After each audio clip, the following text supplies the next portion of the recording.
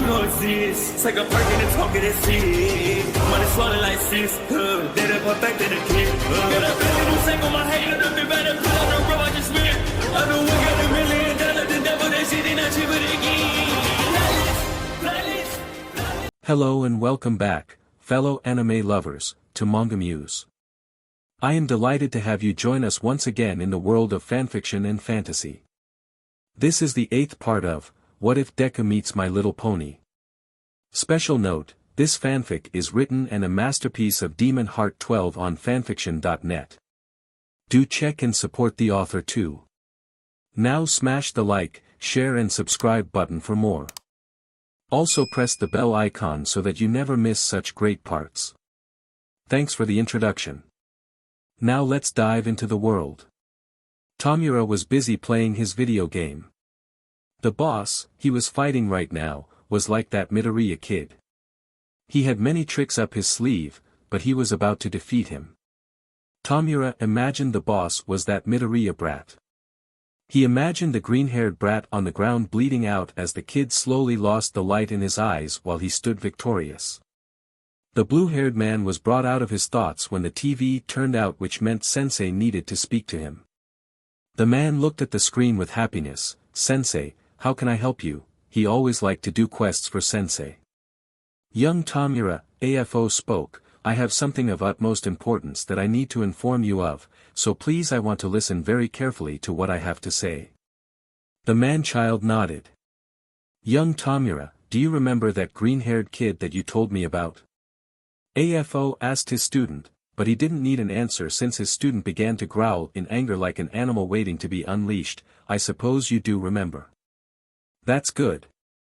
Tomira asked, "Do you want me to kill him, Sensei?"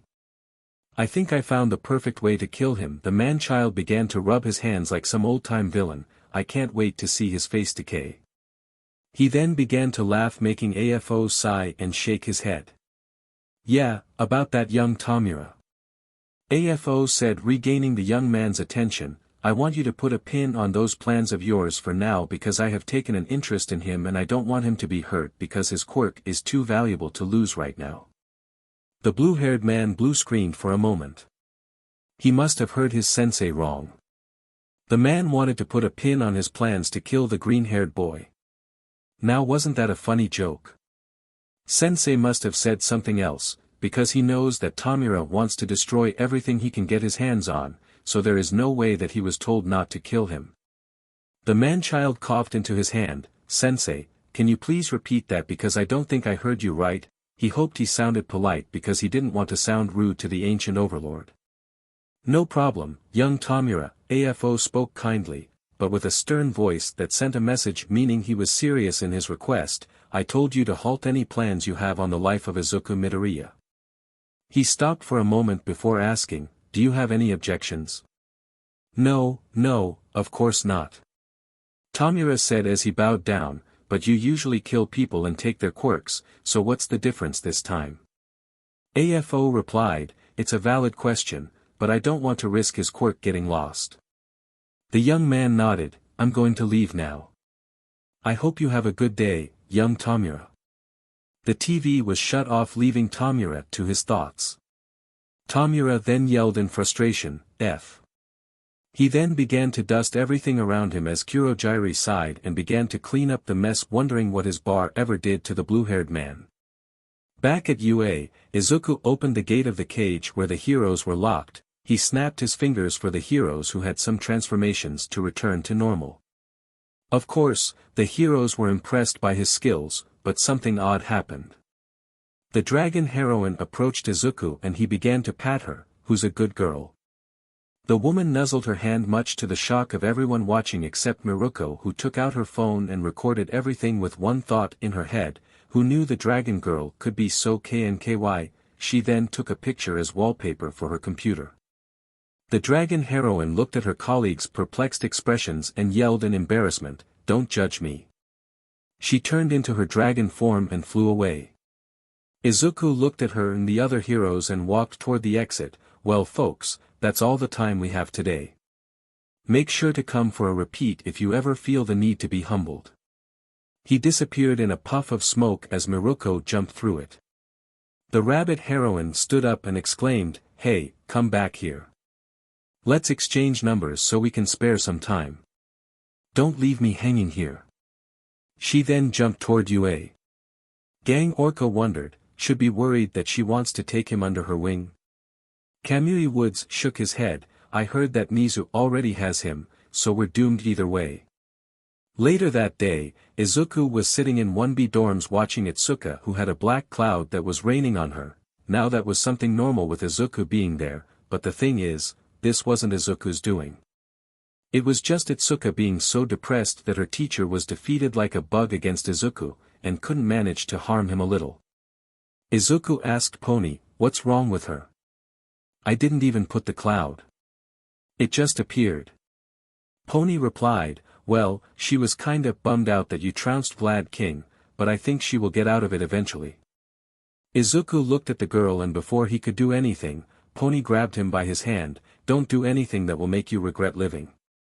Izuku laughed, "Oh Pony, do I look like someone who would do something like that?" Pony deadpanned, "You are the textbook definition of someone who would do that." Izuku laughed as he disconnected his hand and went to Itsuka. He coughed into his hand, "If you're happy and you know, clap your hands." Itsuka replied, "F you."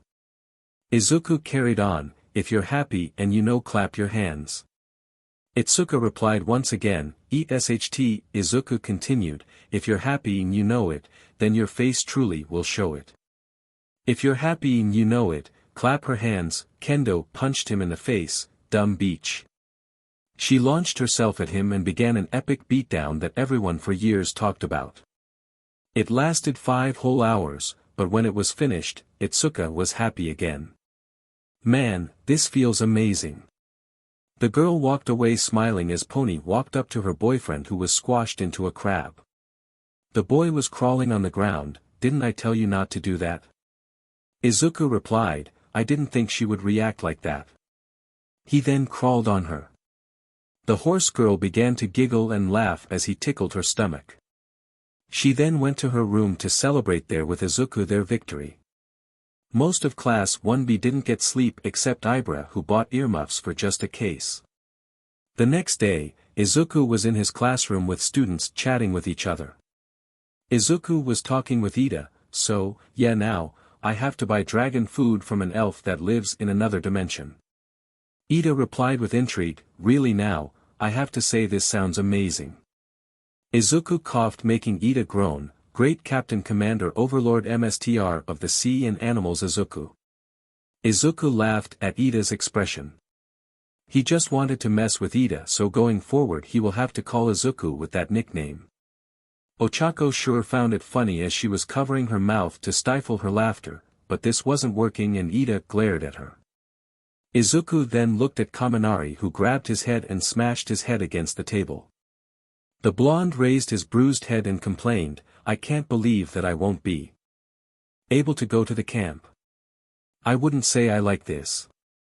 I truly do." He glared at Izuku, "This is your fault. If you didn't make Mizu into Godzilla, I would have passed with Ishido." Izuku then summoned 4 circles with different symbols, "Press X for doubt." Izuku added, "Plus, don't feel bad about it. I'm sure that if you beg strong enough, he will let you join." Izuku was cut off by Kaminari poking him in the eyes as the blonde cried, "Don't patronize me, Midoriya. You defeated the country's heroes, for God's sake." Izuku removed Kaminari's hands and began to rub his eyes from the pain. He looked at Kaminari with a mischievous gleam in his eyes, "If you want to play like that, I can do it too." Izuku then grabbed the boy's eyes and plucked him from their place. The boy began to juggle them around as Kaminari screamed in fear and tried to make Izuku hand them back into their rightful place. Everyone watched with amusement. Aizawa then walked into the room. He looked at the scene and sighed, "Problem child, give Kaminari his eyes back." The boy looked at him before sighing and putting Kaminari's eyes back into their place. The boy looked at him in fear and backed away like a wounded animal, "You're pure evil." Izuku laughed, "Come on. This is just fun." His face shifted into a demonic symbol, "I can do worse." The boy squeaked in fear and ran away from the chaos user. Todoroki said, "Well, you didn't have to provoke him in the first place," he said, rubbing his rear, remembering the wedgie Izuku gave him left phantom pain in his butt. Momo rubbed his hand and said, "I'm sorry that I caused such pain."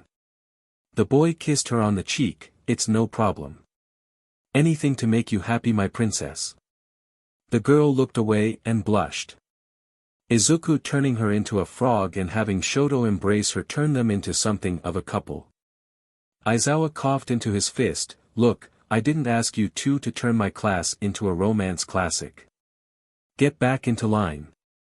Aizawa basted his quirk, making everyone go to their seats. "Now, that we got this out of the way, let's go to the results of your finals. First, congrats, everyone passed the written exams, but regarding the practical, I hate to say it, but Shiro, Sato, Kirishima, Ashido, and Kaminari, you failed the final exam. I'm sorry to say, but you won't be going to the camp." The group of 5 felt down till Aizawa carried on, "Or that's what I would be saying if this wasn't a logical ruse to make all give your 100%. The class looked at him shocked except Izuku, who didn't seem bothered by this. The boy had his plans for Aizawa and his caterpillar mood. Ida stood up and yelled, "Sir, don't you think that lying to us would affect our trust in you? This has gotten out of hand because this isn't the first time you've done this." Aizawa ran his hand through his hair. "The word lie is a little bit strong. I prefer logical ruse, but to be honest, not everything I told was a ruse." He looked at the group of 5 and added, "Those 5 who failed will be put into a harsh training routine that will make them wish they had summer school." The 5 who were cheering a moment ago felt a shiver pass through them because they knew they were in for it. With that, Aizawa transformed into his caterpillar mood and began to crawl outside the room, leaving the students to their devices. The students looked at each other as Mina said, "Okay, aside from that fact Aizawa is going to skin us alive, what are you guys going to do regarding the camp?" Momo hummed, "Well, I suppose we all need to buy some stuff like bug spray, tents," she looked at Mineta, "and most importantly a giant fly swatter to keep creeps away from us." The boy scoffed, "Just for your info, I don't think about you girls all the time. I have a family, you know. Plus, I also like to play video games. Action video games." The girl nodded but kept looking at the boy who exited the room. Izuku appeared beside Momo and said, "Well, Pony and I are going to the mall tomorrow and her class wants to join us, so I don't think it will be a problem if some of you also come along. I honestly think it will be fun." Momo hummed for a bit, "Alright, but no funny stunts." Izuku looked at her and laughed, walking outside the room, "No promises." The rich girl sighed, "At least I tried." In the teacher's room, Aizawa made it into the lounge. He had some paperwork regarding the students to make, so he exited his sleeping bag, but he was thrown in a loop when one of his colleagues began to laugh at him. The man raised an eyebrow, "Is there something funny?" Midnight replied, "No, I'm just happy you finally came out from your cocoon." She ran outside the room quickly and laughed like a madwoman. Aizawa raised an eyebrow and looked at the rest of the teachers who were laughing or chuckling. Aizawa was now intrigued even further, so he sighed, "Look, why is everyone laughing like this?" He turned around and bent to pick up his sleeping bag, "And what did Midnight mean that I came out of my cocoon?" Present Mike then gave him a mirror and pointed at Aizawa's back as he burst out laughing. The man took the mirror and looked at it. His face then became strong as stone from shock. In the reflection in the mirror, the man saw his back had butterfly wings. Several veins appeared on his head as he knew who was behind this, Midoriya. The teachers then all burst into laughter, with Present Mike sending pictures to Emmy to see how funny her husband looked. Aizawa saw this and began to chase him around. The following day, Pony and Izuku were inside the mall. The girl was going from one shop to another. The girl was happy to enjoy time with her boyfriend, though she was planning to kick him away for a while, but it was because she wanted to prepare a surprise for him. Izuku asked, "So did you like the exams? I'm sure you loved how easy your exam was. I made sure yours to be extremely easy." He then pouted a little, pity that Kendo was your partner. I had plans for her. I wanted to drive her crazy so much she'd rip her hair out and start dating Mineta. Pony gasped, Izuku, now that's cruel even for you. The girl looked away in anger, dating Mineta. Now that's a low even you won't stoop to, the boy hummed for a bit before nodding. The boy replied, you're right. I can't bring myself to do that to her. The boy had a tear travel down his cheek, at best, I'd make her date Kaminari. Pony nodded, that's much better. At least this way, she would still have some dignity. Somewhere else in the mall, a certain purple-haired girl felt that someone was trying to take her crush away from her. She was knocked out of her thoughts when Kaminari asked, so, what do you want to bring, Jiro? Jiro looked at him, oh, well. I want to bring some weights to train my muscles so I can use more of my power without my hands getting destroyed. The girl twirled her earphone jack with her hand. Kaminari nodded, yeah, that's cool. I think you being superjacked is kinda cool. He gave her a thumbs up, it just shows how dedicated you are to becoming a strong hero. The girl blushed a little and struck him softly, stop that. The blonde-haired boy hugged her, but I'm telling the truth. The two continued their act as Ochako and Momo watched them from the side with a sweat drop. Ochako asked Momo, so, are they dating, or is Jiro planning strong to get? Momo replied, I'm not sure myself, but I think Jiro wants him to take the first move and sweep her off her feet. Ochako snorted, with how dense Kaminari is, I doubt that. Momo chuckled, so how are things between you and Monoma from 1B? Ochako blushed, how did you find out about that? I made sure that nobody knows that we're dating. The brown-haired girl began to twirl her fingers in her hair. Momo patted her on the back, next time, tell your Prince Charming not to take you to a restaurant where my family and I go out regularly. Ochako merely squeaked in embarrassment and ran away. Back with Izuku and Pony, the girl was walking toward a clothing shop. She stopped in front of it and looked at Izuku, go away, Izuku. I want to try something and I want it to be a surprise. The boy whined, please let me stay here. I want to see what kind of sexy surprise you're preparing for me. The girl blushed and kicked him in the nuts, making Izuku make a Michael Jackson stance from pain and agony. The boy then went away and Pony began her shopping. She was planning to make something very special in Island. She's going to make Izuku have a night that he won't forget anytime soon. Somewhere else in the mall, Tomira was walking around with a scowl.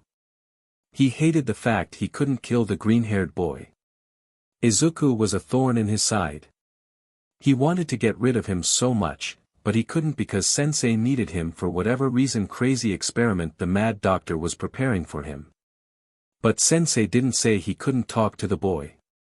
Right now, he was walking around the mall hoping to find the boy and ask him a couple of questions regarding some things. Right now, he couldn't find him, which made him frustrated, but he then spotted something. It was a blonde-haired girl with a horse mutation. Wasn't she the one who claimed the green-haired brat to be her lover? Tomira smiled. If he can't talk to Izuku, he can to Izuku's girlfriend. The blue-haired man began to make his way to Pony. With Pony, the girl didn't know why, but she felt something incredibly evil was following her. The hair on the back of her neck stood up and her tail stiffened from fear. Once the source of this feeling became too close, the girl tried to take out a knife she had on her to protect herself, but someone grabbed it and took it away before putting his hand around her neck. A raspy voice then said, "Look, here girlie. I don't want any trouble. I just want to ask a question. Cooperate," or her gaze went to the knife in his hand, which was decayed into dust. You get the idea. Pony gulped because she knew that she was captured by the same villain who attacked the USJ. She then asked him, "What do you need to ask? Make this quick." The man scared a little. "Didn't your mother teach manners?" He then began to guide her somewhere. "Let's go somewhere else where can talk in peace." Pony cursed her luck because she sent Izuku away and her pet Pokemon was evolving right now. so she could only nod in acceptance. After a short time, Pony and Shigaraki made their way to a bench near a fountain. The man asked, "I want to ask you something. Why does everyone remember Stain and Midoriya, while they don't remember me?" He stopped before going on, "I mean, we three aren't so different. Stain kills people and Midoriya is a walking natural disaster, while I want to destroy everything. So why is that?" Pony gulped as Tomira tightened his grip around her throat. "Don't forget to act normal." Pony replied, "It's because they don't understand your message. Stain kills heroes because he wants them to be like All Might, while Izuku is chaotic, but he saves everyone and makes them happy with his powers like All Might. On the other hand, I don't know what's the point of your actions. I've seen children with clarity." Tomira began to groan. "Now I understand why I can't stand those two. It's because of All Might. Everything wrong in this world is because of him. When I kill him, the world will see how fragile this society is." He then looked at Pony and said, "Thank you, and as for a reward." The man let go of her neck but brushed his hand against her shoulder, making his quirk activate. "Let's leave a heartache for your lover. Thanks for your cooperation." The girl's eyes widened in fear as she saw her skin begin to wither and decay, having her muscles exposed to the outside world. The girl began to scream in fear, drawing people's attention as the decay spread on her faster, while Tomira used the commotion to make his retreat. The girl was panicking as the decay made its way to her face, with people all around watching helplessly as they couldn't do anything to help the young lady since no one among them had a healing quirk. Suddenly, the wave of decay began to retreat as the skin healed itself until the girl looked as good as new. This didn't help Pony, who was still suffering from an extreme panic attack due to the near-death experience. Yui and Itsuka came to her when they saw her panicking after they went to the center of the commotion. They tried to help her, but the girl was talking gibberish from fear. Suddenly, the two girls were pushed away by someone. When they looked at the assailant, they saw Izuku, who looked like he was going to commit murder right there on the spot. The boy then handed Itsuka papers. "Those will explain to the detectives what happened." He then carried Pony and nuzzled her head under his chin. "I will take of her now. Don't bother us." The boy disappeared in a puff of smoke, leaving a bewildered Itsuka there. The boy appeared in Pony's room and put her in her bed. He then sat beside her and hugged her, whispering sweet nothings into her ear to make sure the girl didn't lose her mind. It was a horrible experience that he wished on no one, and someone needs to pay for his actions. Shigaraki was going to regret the day he was born. Inside the LOV bar, Shigaraki was playing his video game. The madman was happy about the fatal blow he just dealt to his enemy. While Sensei said he couldn't kill him, he never said anything about harming his loved ones. He was very proud of himself for finding the loophole. If he was able to see the astral form of Izuku behind, the man would have felt different right now. The boy didn't want to do anything to Shiggy except squeeze the light out of his eyes, so he just lifted his hands, pinched his index finger with his thumb, and began applying pressure to the crazed man's neck. The boy looked at Shiggy, who suddenly stood up and began choking. The crazy man began to thrash around as he felt he couldn't breathe anymore. He looked at Kurojiri and extended his hand, asking for help. AFO from his warehouse saw this and asked the doctor what was going on, but the man had no clue what in the world was happening, which worried AFO because he had spent too much effort into making Shiggy the next body that he's going to possess to lose him now. Discord appeared beside Izuku. "Izuku, stop this. Look, I know that you're angry, but you can't kill him now. It might ruin everything. This will have unforeseen consequences that neither I nor you can predict." He then moved closer to the boy and said, "Plus, won't it be more satisfying, if you killed him after he became stronger, making him see all his work was for nothing?" Izuku sighed. "Fine, but I want to leave a little warning for them." He then let Shiggy go, but something else happened. Inside AFO's hideout in the doctor's labs, portals opened, dark tentacles appeared from them, and began to destroy everything, making both men panic. It took 5 minutes before the tentacles went away, leaving both men flabbergasted. The following morning, Izuku was still in bed with Pony. The boy was already up, caressing her hair, waiting for her to wake up. Her Pokemon was nuzzling her head against her MSTR because it felt sad, she couldn't help her. 5 minutes later, Pony woke up. She looked at her boyfriend and threw herself at him. So how are you feeling today? The boy asked her as he kissed her head. The girl hummed a little bit better. I was so afraid, Izuku. My entire life flashed before my eyes. I thought I was really going to die, but thanks to whatever you did to me, I didn't. You're welcome, babe, Izuku said, but then added, I want to show you something. The girl looked at Izuku, who opened his hand to reveal a sphere in it. The girl looked at it and saw there was nothing, but darkness in it. The girl then noticed something at the center of the void. It was a small bright light. The light suddenly exploded and revealed millions of colorful figures. The girl asked, is this a pocket universe? Izuku nodded and the girl continued to watch. The girl watched as the particles began to form. How protons and neutrons collide with each other to form a nucleus. She saw the first hydrogen atom form.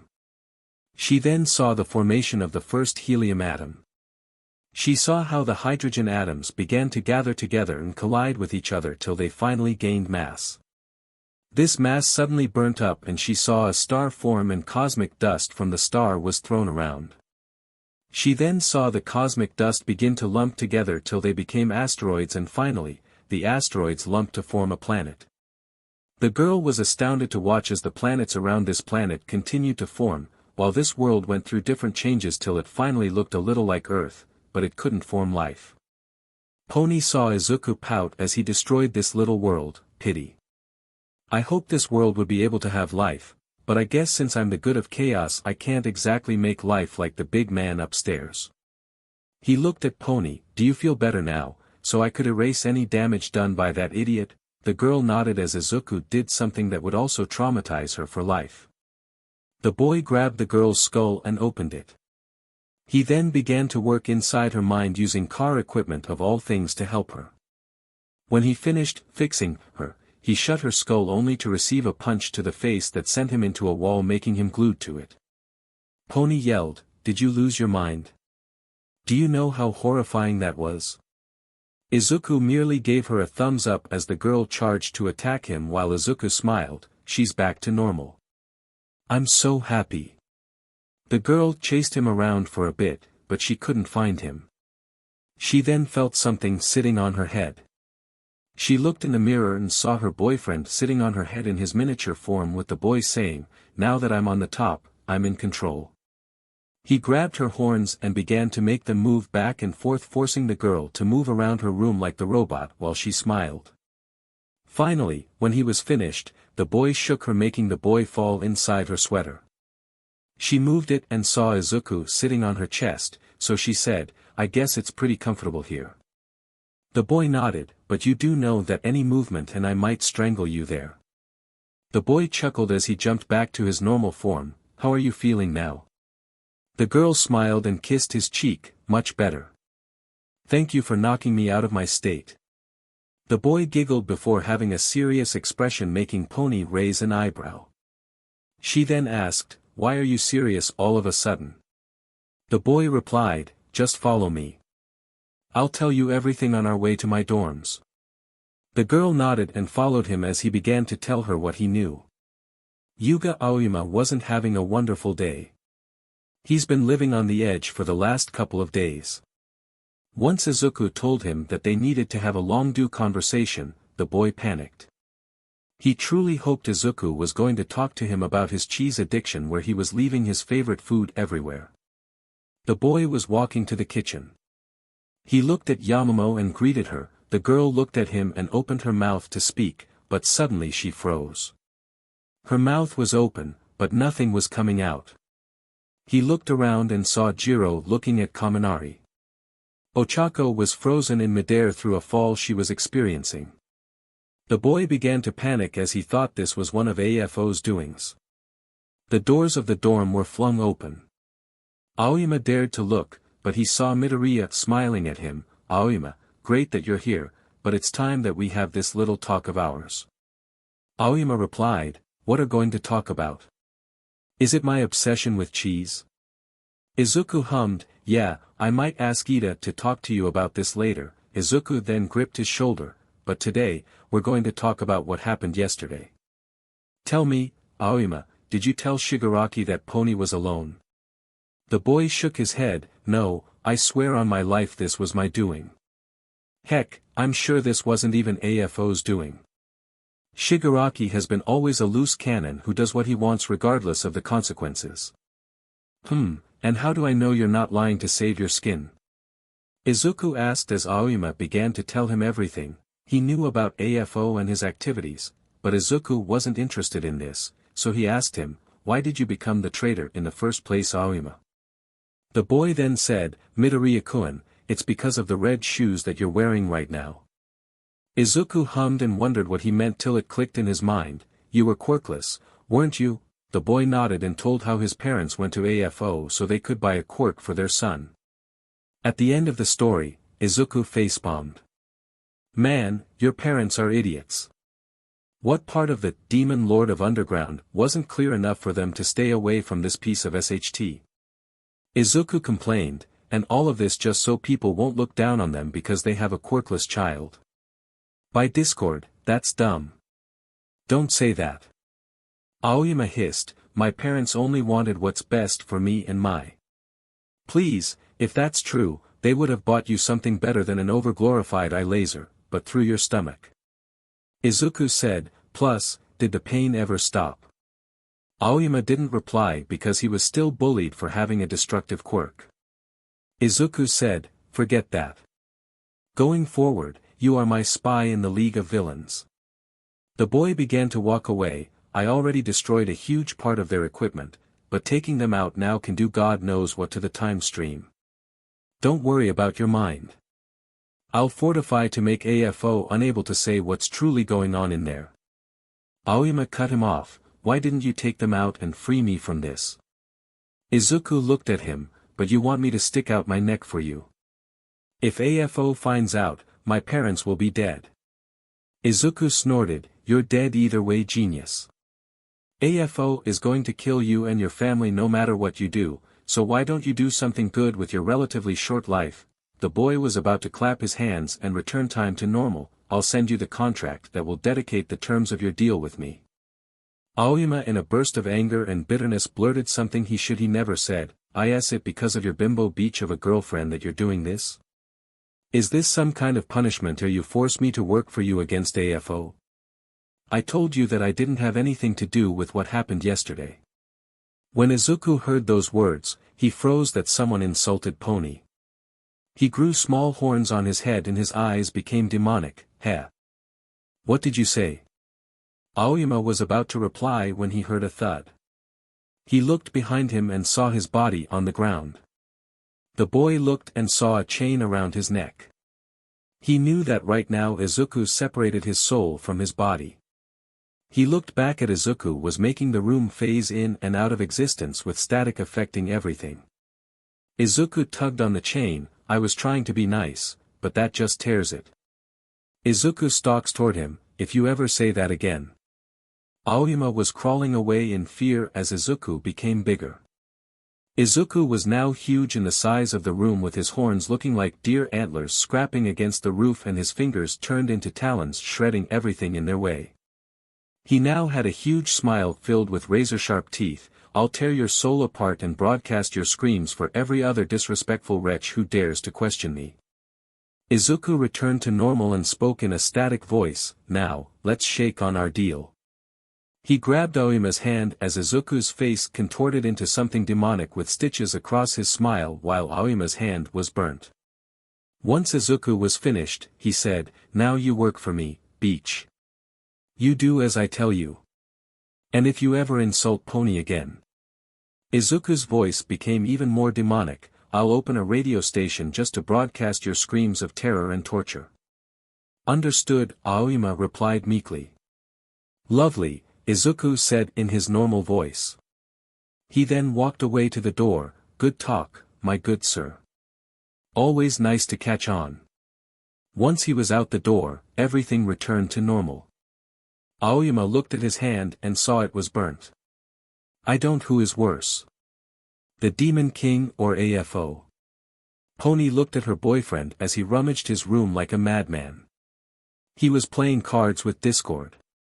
She looked at the ex-lord and asked, "Do you have any nines?" She liked the frown on his face and told him, "Go fish." The ex-lord sighed as Pony asked, "What's like this about?" She pointed to the room that looked like a war zone. Literally, it had artillery impact carters in it. Discord looked at Izuku, who was ripping a wall and worryingly enough a foundation beam. "Well, do you remember the Island tickets he won from the sports festival?" The girl nodded. "Well, he had them yesterday, but when he woke up today, he lost them, so he's searching for them." She looked around her. "Isn't this a bit extreme? He looks like he came from World War III. Discord laughed a little. "Nothing is too much to a Lord of Chaos." He took another card from the deck. "Did you forget how he fixed your mind after the decay encounter?" The girl shivered and wrapped her hands around her body. "Don't remind me. I just have nightmares where I see him eating gourmet cheese mixed with my brain inside my skull." Discord laughed. To be honest, this was one of the funniest things he had ever done with his powers. He then teleported and sat on Pony's head. "Man, the good old days when I still had my powers. I made the sky rain soda and had bunnies like something from a horror movie."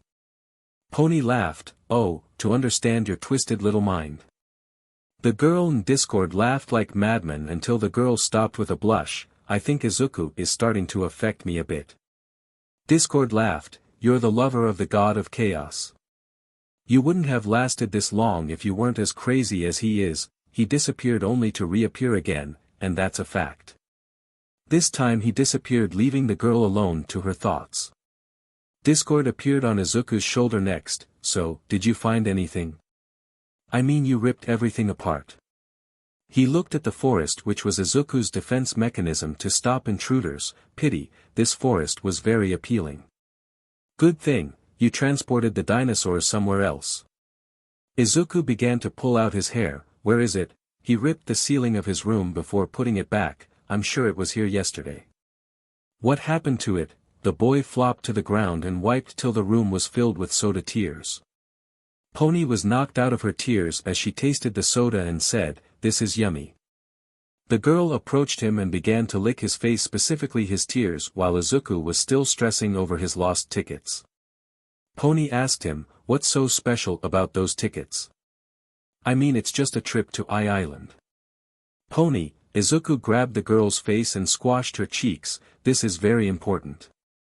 He clenched his fist, making the girl look at him in attention, wondering what important thing. "Imagine all the amazing pranks I can pull there." And with that, the girl lost all interest in this talk. The girl removed Izuku's hands from her face. "So, other than making other people's lives a hellish flame, what are you also planning to do there?" The girl kicked the ground gently. The boy replied, quickly, "I want to meet amazing heroes there." He raised his head with stars in his eyes. "I heard Stars and Stripes will be there. This is so amazing. She's the second strongest person in the world." He then flexed his muscles. "After me, that is," he finished smirking. "Okay, now that is awesome, but..." The girl twirled her hair in her finger. "Is there another reason you want to go?" The girl pushed her chest against his shoulder. "A reason related to the feminine kind. Something that is bound to make a girl very happy." She whispered the last part into his ear. "Yeah, there is a reason like that." The girl smiled a little but then heard him say, "I heard that David Shield has a very appealing daughter, so I was planning to add her into our relationship. May form a HRM of."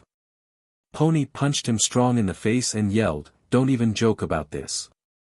The girl looked at her boyfriend, who had steam coming from the punch area. He also had mini discords flying over his head. Pony rolled her eyes and smacked upside the head. "Stop acting."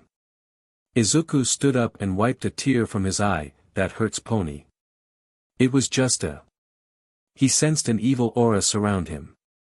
The boy gulped and looked at Pony, who had a smile on her face, but veins could be seen bulging all over her usual smiling face. He. "I won't joke about that again." Pony's face relaxed a little, making the boy sigh in relief as Pony said, "So about that other reason?" Well, I heard there was a dance during the party at Island, so I thought I could take you there so we can dance under the moonlight. Have fun. And most importantly, celebrate us. Izuku finished. The girl blushed and covered her face. Oh, Izuku. You hopeless romantic. That's really sweet. The boy rubbed the back of his head, but the girl pulled him into a hug, burying his face into her chest, suffocating him. If I die right now, I can die happily and in a way like men would envy me for. Somewhere on Island, a little midget was running around with his electric friend but stopped. Denki looked at him. Dude, is there something wrong? It's like you sense something. Mineta sniffed the area around him. I sense a disturbance in the perv force. Denki stood there for a while before a shiver traveled through his snipe. You felt it too, right? Denki nodded. I wonder what could be happening right now for us to feel this. Mineta shrugged and they both went back to what they were doing before they sensed the disturbance in the perv force. Back with Izuku, the boy was smiling goofily until Discord yelled, Yo, pony. Although every guy's dream is to die smothered by a girl's chest, he's still too young to die like this. Give him a couple of years. The girl looked at her boyfriend who was blue in the face before letting go of him. Izuku took a breath before looking at Discord. You're the enemy of happy men everywhere.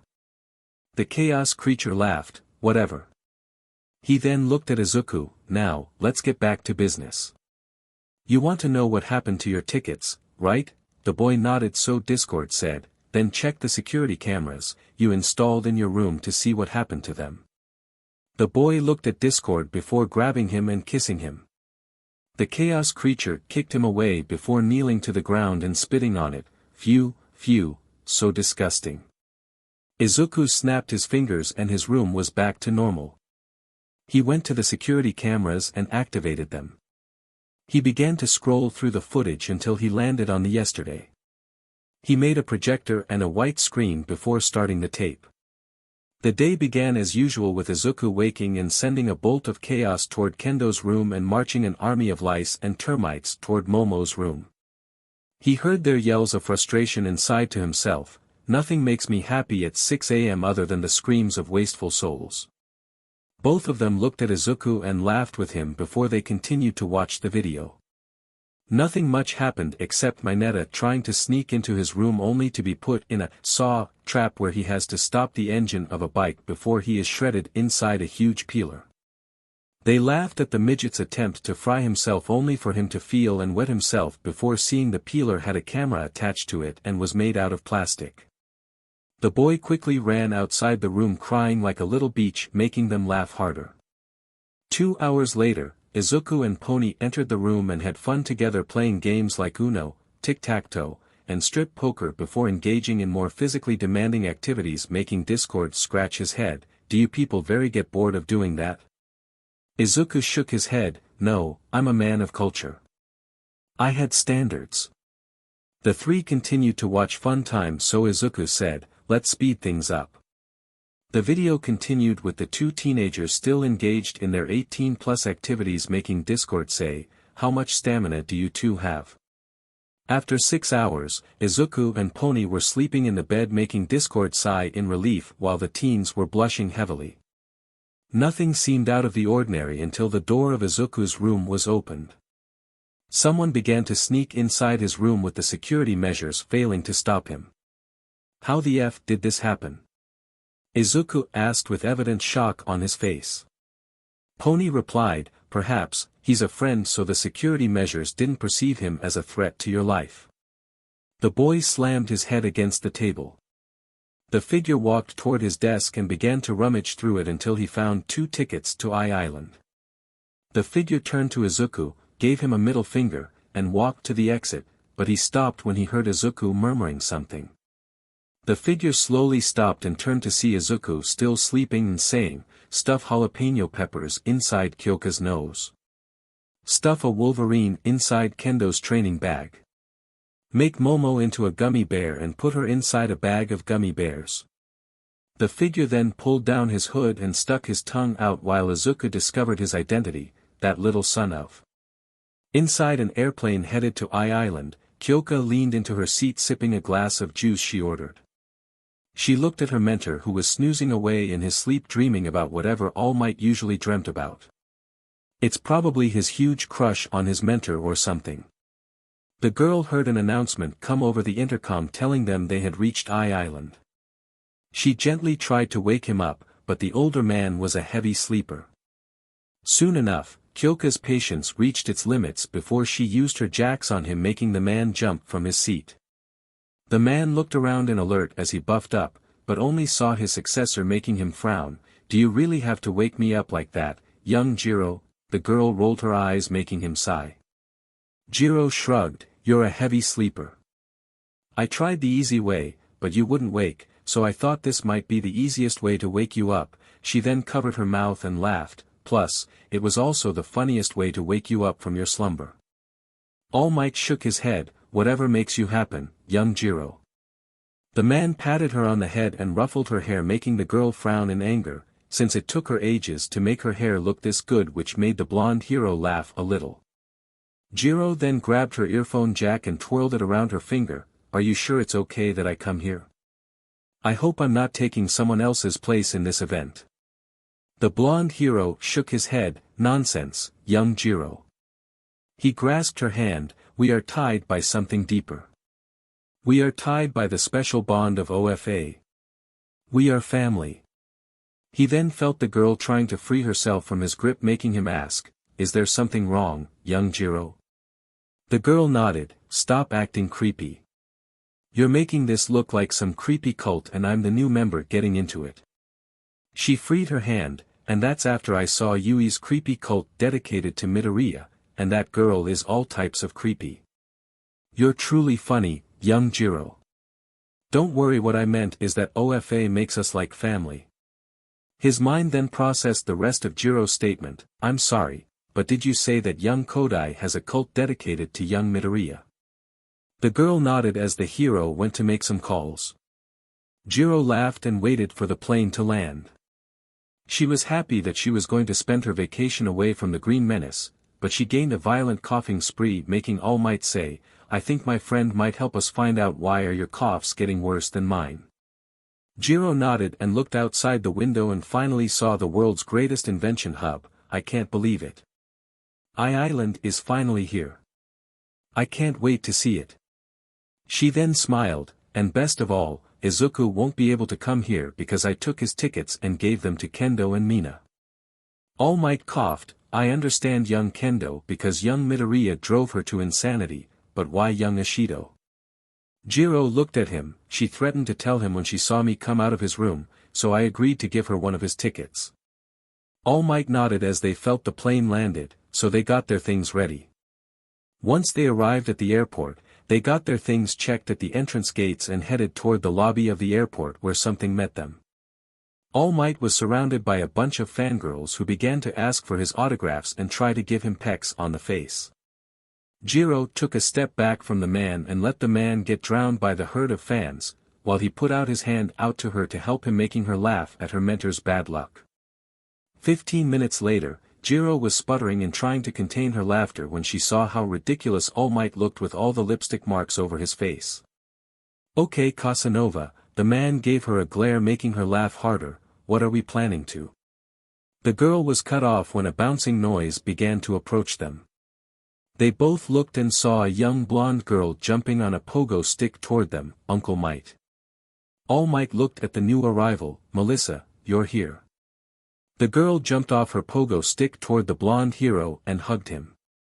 At the same time, Jiro looked at the blonde girl and then herself. "Why does every girl out there have an amazing body while I look flat like a board?" the girl thought dejectedly as she inspected her body and compared it to Melissa. The man let the girl down. "Melissa, look at you. You've grown since the last time I saw you." He laughed. "Last time I saw you, you barely reached my thigh. Now, you're almost half my height."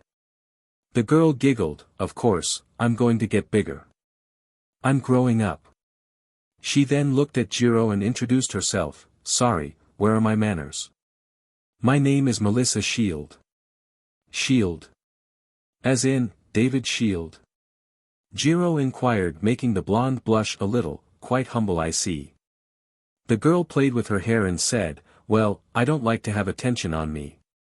It's embarrassing. This made All Might laugh fondly of her and slapped her back, almost causing her to fall on her face. The girl shook her head. Come on, let's go see my dad. All Might laughed. I bet good old David is excited to see me. Melissa shook her head. No, I didn't tell him. I wanted to surprise him, so I'm going to take you secretly to him. She clapped her hands. Isn't that awesome? All Might ruffled her hair. Alright, now that sounds like an amazing surprise. Jiro meanwhile looked at them. I think I just became the third wheel in this family meetup. The three then went toward the central tower of Island to surprise Melissa's father. At the airport, a group of men with containers arrived. Their leader heard his phone ring. He looked at it and sighed. He opened the phone and asked, so, is everything ready for me and my men?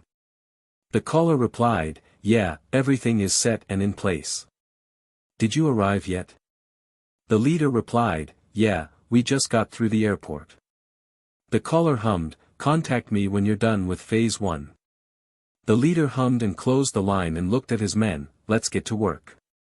Inside the central tower of Island, a man with brown hair was working with his assistant on something. He was David Shield, one of the most important scientists in the world of support items. He was knocked away from his conversation when Melissa entered the room. The girl smiled. Papa, I knew you would be here. I wanted to say happy birthday. The man smiled and patted her head. Thank you, Melissa. I bet you have an amazing gift waiting for me back home. The girl giggled. I guess you brought it here then. The girl clapped her hands. You can come in now. David Shield raised an eyebrow, wondering who his daughter was speaking to, but the person standing at the entrance shocked him. I am here, All Might said, taking a pose, for a wonderful union with my old friend. David looked at him with a smile and wiped some tears from his eyes. Now, that's a wonderful gift. He then walked forward and hugged the huge man. It's been a while, All Might. Once they let go, David noticed the young girl standing at the door and said, and young lady, you are? Jiro saw this and bowed. My name is Kyoka Jiro. It's an honor to meet you, sir. The man smiled and went to shake the girl's hand, but she began to cough violently. DMN it, I thought I had this under control. Melissa went to help her up, but the girl lifted her hand. I'm fine. Don't worry. I got used to this by now. Yeah, David, All Might said, I hope you can examine young Jiro. At first, it was just small cracks on her hand, but now there are coughs and her hair is going white. The hero said, rubbing the dye Jiro used to make her hair look purple. David nodded his head, but suddenly, Jiro fell to the ground from coughing. All Might held her as David said, take her to the next room so I can make a diagnostic examination on her. Melissa looked at the girl with worry in her eyes. I hope she's alright. She seems nice. Back with Izuku, the boy was fuming. He was walking back and forth. He couldn't believe it. That beach. Jiro entered into his room and took his tickets, giving them to Kendo and Mina. This was a great assault against him that those three clowns would pay, along with Momo, who apparently helped Jiro pull this off. He was going to shove a firecracker down Kendo's throat, put Mina inside a jellyfish aquarium, and put a raccoon inside Momo's hero suit. Jiro, on the other hand, oh, boy, he was going to do things to her that no one can even think of. Pony looked at him worriedly. Yeah, babe. Izuku looked at her. You might want to calm down. You look like a demon who just came out of hell. Izuku sighed a little. I'm just angry that after all the good things to them, they pulled this on me. Pony looked at him. Excuse me, good things? Izuku looked at her. Don't tell me you're on their side. Pony replied, no, but making Kendo's scalp so itchy, that she almost ripped her hair isn't good. Izuku looked at her and gave her a raspberry, making a tick form on her forehead. Nah, she was happy. I know Kendo likes my prank. He crossed his arms, as one of my future slaves should love anything I do to her. Discord appeared wiping a tear from his eye, my pupil, he then hugged the green-haired boy making pony facepalm. I'm going to Island now, Izuku began flexing his muscles yelling in pain, oh, my ear. Stop it. You stop being an idiot for a second, Pony said yanking the boy's ear further. How the hell are you planning to go to the island if Jiro took your ticket and gave it to Mina and Itsuka? Izuku disconnected his ear and made a cloud showing a memory of him holding the tickets. The memory Izuku was talking to Pony about how he was going to take her to Island and flexing his muscles only for Izuku to take the tickets. Now, that solves our riddle. Suddenly he felt someone try to take his tickets. He looked and saw memory Izuku grabbing the tickets and yelling, hey, you got your own.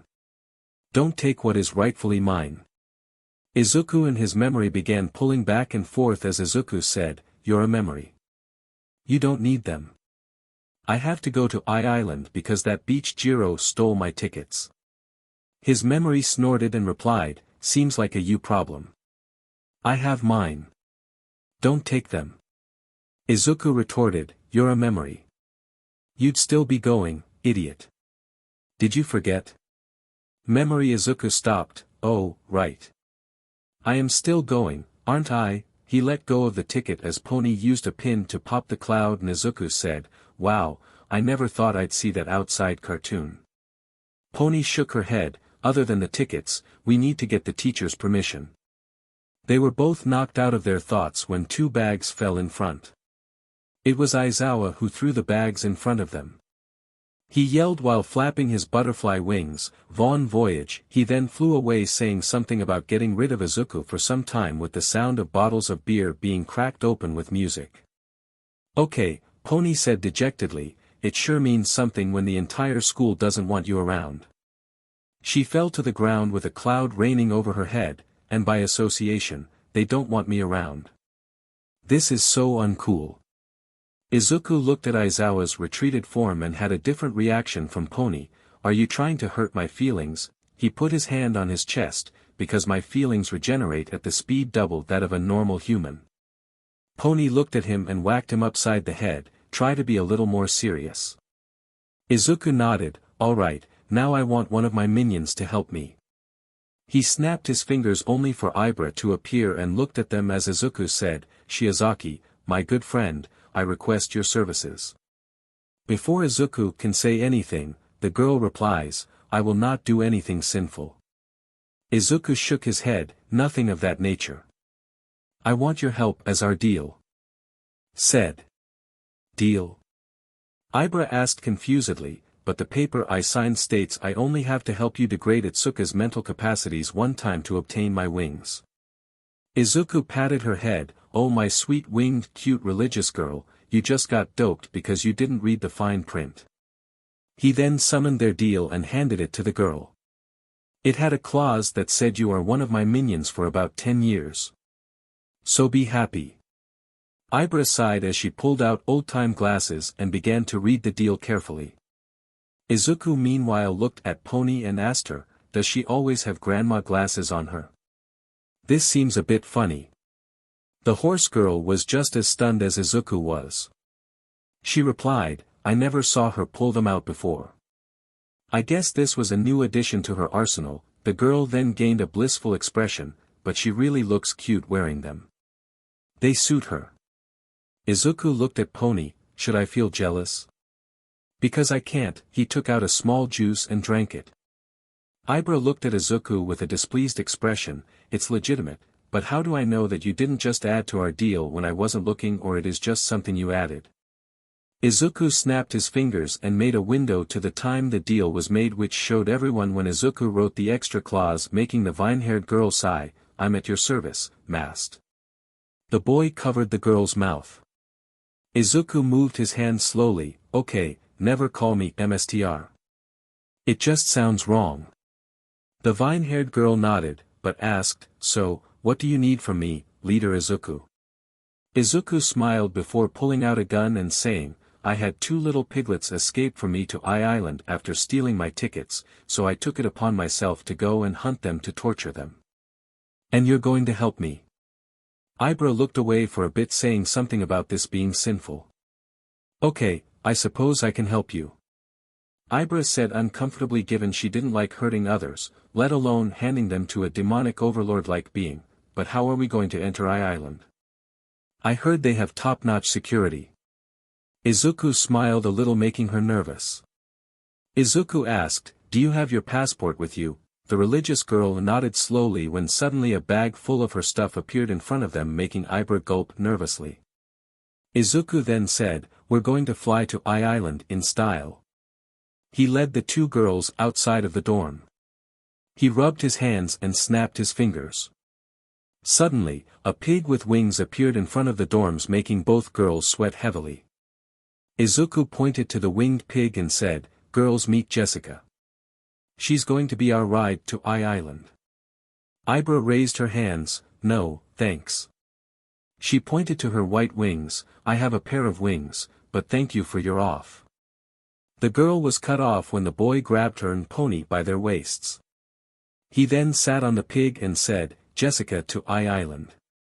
The boy kicked it in the side and the pig squealed as it blasted to Island at hypersonic speeds, with Izuku laughing and the girls clinging to him and screaming in fear due to the enormous speed. Back at Island, David was looking over the data he received from the machine that made a diagnostic measure of the girl's vitals and heartbeat, even measuring the amount of cellular activity where he found something disturbing. He reread the results a couple of times and repeated it about 6 times to make sure he didn't mess up something. All Might asked, is there something wrong, David? You seem extremely worked. He looked at her protege, is there something wrong with young Jiro? I'm getting worried here. The scientist ran his hand through his hair nervously, I don't know what to say, Toshi. He looked at the girl who sat in a chair and crossed her arms, it isn't something I have the heart to tell a girl the age of my daughter. It's just heart-wrenching. Jiro frowned, don't hold back. I'm not a little girl. I'm dying, aren't I? David didn't need to answer her because his silence was a good enough answer itself. All Might fell out of his buff mode and asked, but how? Young Jiro is healthy. How could she? The man stopped, not able to fathom his successor was slowly dying, but it appeared whatever was harming her was accelerating at an alarming speed. David sighed, I don't know what is happening. Her cells are degrading at a fast rate. It's like an outer energy source is causing her cells to get overwhelmed. It's nothing like I have ever seen. All Might's face paled and the man wondered, could this be OFA's doing? But how? I had it for many years and it didn't do anything to me. He looked at Jiro, but young Jiro has a quirk. Could OFA overwhelm quirked people? Did I make young Jiro sign her death warrant the moment she accepted OFA? All Might looked at Jiro as the girl stood up, I'm going to take a walk. I need a breath of fresh air. The girl exited the room as David looked at All Might, so All Might, I have a question. The hero looked at him, ask away, David. The brown-haired man looked at All Might and said, I didn't want to ask you this with the girl here, but why didn't you ask that child god to make your injury be healed? All Might remembered Izuku. He knew the teen would have helped him the moment he asked, but he didn't want that. He wanted to leave the injury as a reminder of what happened that day. It was a war trophy to him. He didn't need it to be healed. Plus, he wanted to give the new generation a chance. I have my reasons, David. He walked to the machine that measured Jiro's health and put himself into it. Now, it's time for my test. I suppose. The scientist nodded and closed the machine as he began working on measuring All Might's quirk numbers, which he noticed had decreased just from the initial numbers. The brown-haired man sighed and began to think of his old days with All Might when they were much younger. Those were happy memories. The man shook his head and refocused on his work, but his mind was somewhere else. With Jiro, the girl was walking around the central tower thinking about what she heard at the lab. She wasn't going to lie when she said that she was afraid of dying. She didn't want that yet. She wanted to grow old and get married. Have children. Have a husband to make fun of when she's bored, she didn't want to die yet. She was just too young to meet her maker. The girl was so lost in her thoughts she didn't notice a blonde girl standing in front of her. She bumped into the girl and they both fell to the ground letting out a groan of pain, ouch. Jiro looked and saw Melissa rubbing her forehead. The purple-haired girl then said, "I'm sorry, but I didn't see you there. I was lost in my own thoughts." She then helped the girl up. "I hope I didn't hurt you very much with this fall." It seemed painful. Melissa shook her head, "Nonsense. This is nothing, but what's going on in your mind? You seem to be quite frustrated and distressed." Melissa noticed Jiro's sad look and quickly began back-paddling. "I'm sorry if I overstepped my boundaries. I didn't mean to make you feel uncomfortable." Jiro shook her head, "It's nothing. It's just something happening to my body." She rubbed her shoulder and coughed a little bit, "and no one knows what is actually happening." Melissa felt bad for Jiro. She looked like a nice girl, but she was plagued by an unknown disease that was attacking her body. She hoped the girl would become better soon. She didn't deserve this. Melissa began to think of something to cheer Jiro on. She took a few moments until an idea hit the blonde girl. She could take the purple-haired girl to look around the island and have fun for a bit. The island had many attractions that might help the girl stop thinking about whatever she was inflicted with. The blonde girl patted herself on the back for her great idea before looking at Jiro and saying, "Hey, Jiro. Do you want to take a look around island with me?" The purple-haired girl looked at her. "There are a lot of cool things you can look at. I also heard there are some new musical instruments here on island if that might quip your interest." Jiro smiled and said, "You had me the moment you mentioned instruments." Melissa clapped her hands happily as Jiro laughed a little. "Did anyone tell you that your happiness is infectious?" Melissa laughed a little. "A lot of people say that." He blushed a little. "Even my dad says that." Jiro and Melissa began to walk around the island with Melissa asking Jiro many things about heroes and her life at UA, while Jiro was answering her questions. Melissa then said, "Though I was excited to see that green-haired friend of yours." Jiro's face soured. "Yeah, you don't want to do that." Melissa looked at her oddly. "Believe me." Melissa tilted her head. "How come that meeting him is such a bad idea?" Jiro shivered. "Let's just say that no one met him and managed to retain his mind." She looked in the direction of island's beach. "Right now, 2 of my friends are at the beach while sipping martinis just to relax their nerves after everything he put them through. He's a real menace." Melissa laughed. "I'm sure he's not as bad as you describe him to be." She rubbed her hand. "I bet he just tries to use his quirk creatively. He certainly doesn't mean any harm to you or any other of your friends." Melissa said as Jiro gave her a deadpan. Jiro retorted, "I'm sure he means no harm, just like how I am sure that spiders are more afraid of us than we are afraid of them." Jiro finished sticking her tongue out in a playful manner. Melissa then said, "Can you tell me what kind of things he likes to do that cause you to think that he's a menace to the world?" The girl's mind suddenly dinged. "Come to think of it, how come he isn't here? Last, I know people who win the sports festival usually get paid trips to island." Jiro whistled. "Let's just say someone went masterfully into his room, took his tickets, handed them to someone else, and left a huge middle finger waiting for him when he woke up." Melissa gasped, "You stole them." The blonde girl crossed her arms. "For shame, Jiro. He must have worked strong for them. I bet he's absolutely devastated you took them from him." The blonde heard laughter and saw Jiro rolling on the ground making her pout. "What is so funny?" Jiro stood up. "Don't worry about it." She looked in the distance. "If anything, that little freak of nature is currently sitting in his room with a huge board, strings, and pins while making an evil plan to get back at me." Melissa giggled a bit. "I suppose this is a little bit funny though." The girl began to imagine the scene a little and laughed at how funny and amusing the scene seemed. She then sighed, "I wish I could have met him though, he seems like an interesting person." Jiro said with a laugh, "You don't know. He might come to you on his legs when he falls from the sky on us. All Might will bust a fuse if this happens." I'm sure the big man would be worried the island is being attacked by a villain. Jiro didn't get to finish her sentence when she and Melissa heard screaming from the sky. They looked up and saw someone skydiving to the ground at insane speeds. They both jumped away when the figure collided with the ground, making RBB. The figure who had two girls with him bounced for a bit as Jiro said, "You son of B."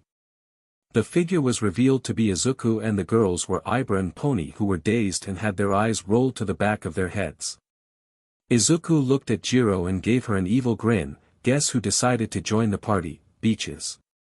Before Izuku's arrival, the boy was sitting on the flying pig and laughing like a madman while the girls were hugging him because the pig was flying so fast, they couldn't even cry because their tears dried up from the intense speed. Pony covered her eyes with her hair so she couldn't see anything. Ibra used her vines to cover her vines, but for a moment, she lifted her vines to see nothing but white under her. There's nothing under us. Absolutely nothing. She clung to Izuku even tighter now. Izuku chuckled, "This is so fun. It feels like we're on a fighter jet." Izuku then saw a duck and waved at it, making the duck stop midair and look at him and the girls. Pony yelled, "For the love of God. Please, tell me, did we reach our destination already?" Izuku giggled, "Only a little bit more." Izuku then took out a bucket which was filled to the brim with the pig's extracts and threw it over the side. "I just lessened our load so it can stop easier." Pony and Ibra dared to look at each other before shrugging, knowing Izuku was doing some crazy messed up things towards someone, but Pony heard Izuku murmur something, "Revenge."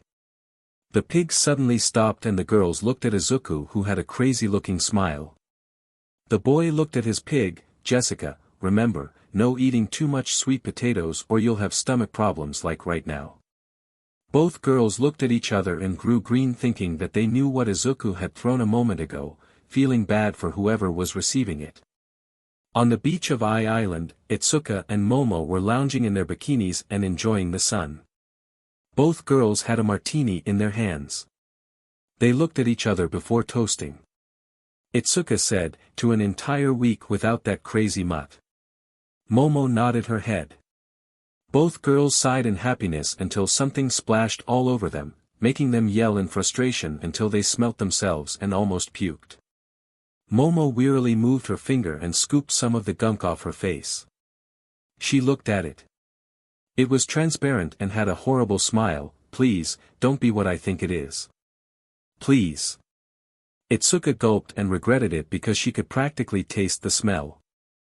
She looked at the black-haired girl. "Momo, is that what I think it is?" The black-haired girl could only nod in sadness.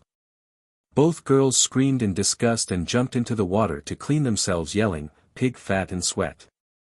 It stinks so much. The smell is going to kill us." Momo yelled in frustration, "How the hell did this happen? Why did this happen to us of all people?" Kendo didn't reply because she was dunking her face into the water to clean it. When she came out of the water, the girl said, "I don't know how this happened." She stopped for a moment before asking Momo, "Do you think he's here?" Momo looked at her with a frantic look in her eyes. She vividly remembered hiring Jiro to steal his tickets to make it impossible for him to come here. Suddenly, a paper fell from the sky on their heads. Momo took the paper and read it. Her eyebrows twitched before she gave the paper to Itsuka, who just frowned. "Why God? Why?" Back in the sky, Pony saw nothing but the white fluffy clouds making her hug Izuku closer. "Babe, why are we so high in the sky?" She looked down again. "When are we going to land?" Ibra hugged Izuku to make sure she didn't fall. Izuku smiled, "Don't worry. I'm about to land now." The boy hugged them before standing and leaning over the edge, making both girls panic. "This is going to be fun. During our trip down, please leave all hands to yourself and don't try to wiggle yourself out of here." Ibra stuttered, "Please, don't do this, Izuku." The girl spread her white wings. "I can fly down there." Pony nodded frantically, agreeing with Ibra, but the smile on Izuku's face meant he didn't hear them, or he just didn't care about what he said. "No, my way is much more discord appeared in Izuku's hair with goggles and jumped off the boy using a small parachute. We're going down. Izuku finished before jumping off the pig's back. The moment Izuku jumped, both Pony and Ibra reached out to the pig, which looked at them with a shocked expression. The pig's eyes were bulging out and its tongue was out due to its shock. The boy was smiling while the girls had tears in their eyes. Izuku began laughing when gravity decided the three needed a reunion with the ground, while the girls began crying. The boy was laughing as they passed through the clouds while the girls had different reactions. Pony was screaming unconsciously with her eyes rolled to the back of her head from stress and fear. Ibra on the other hand had a small soul that came out of her mouth, only for this soul to have a soul of its own appear from it, with the same thing happening 3 times. The three were making their way toward the ground at an alarming rate, but Izuku said, "Okay, it's time for our descent to end." The ground became clear, making both girls yell in absolute terror.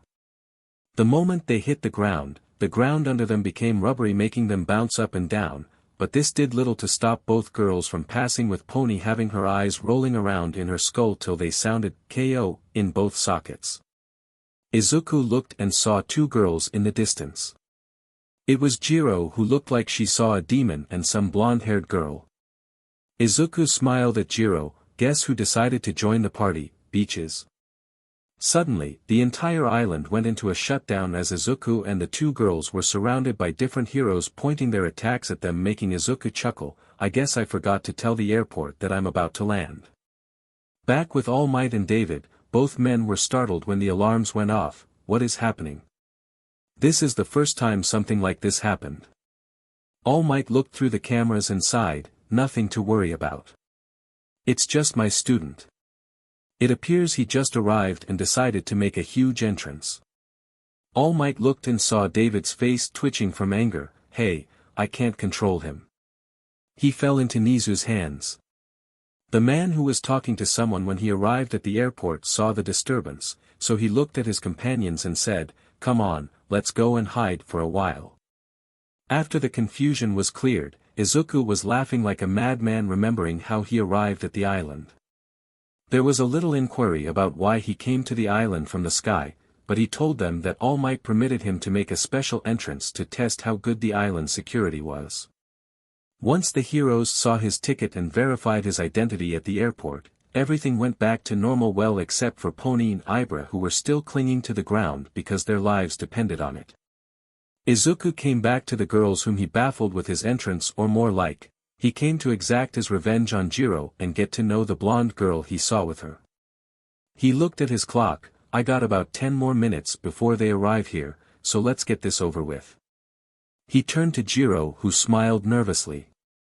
The boy walked up to her and patted her on the head. Jiro, are you ready for your punishment? The girl gulped. Come on, Izuku. We're buds, right?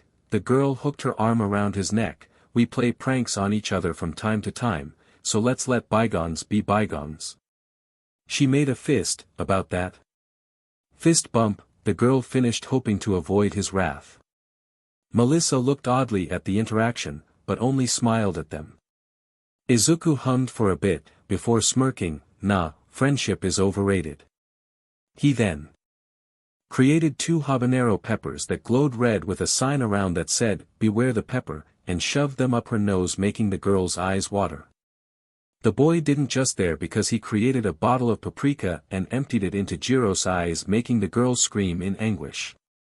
Finally, while Jiro was screaming, he made a pot of chili, saying, "Try Izuku's new thermonuclear chili.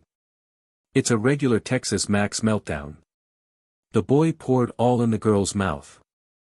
Izuku looked at Melissa, who didn't flinch but pouted. Was that really necessary? She seems hurt. The boy looked at Jiro, who was running around trying to find milk. She needed to pay for her crimes. He hugged Melissa. Plus, I'll fix her back in a couple of minutes.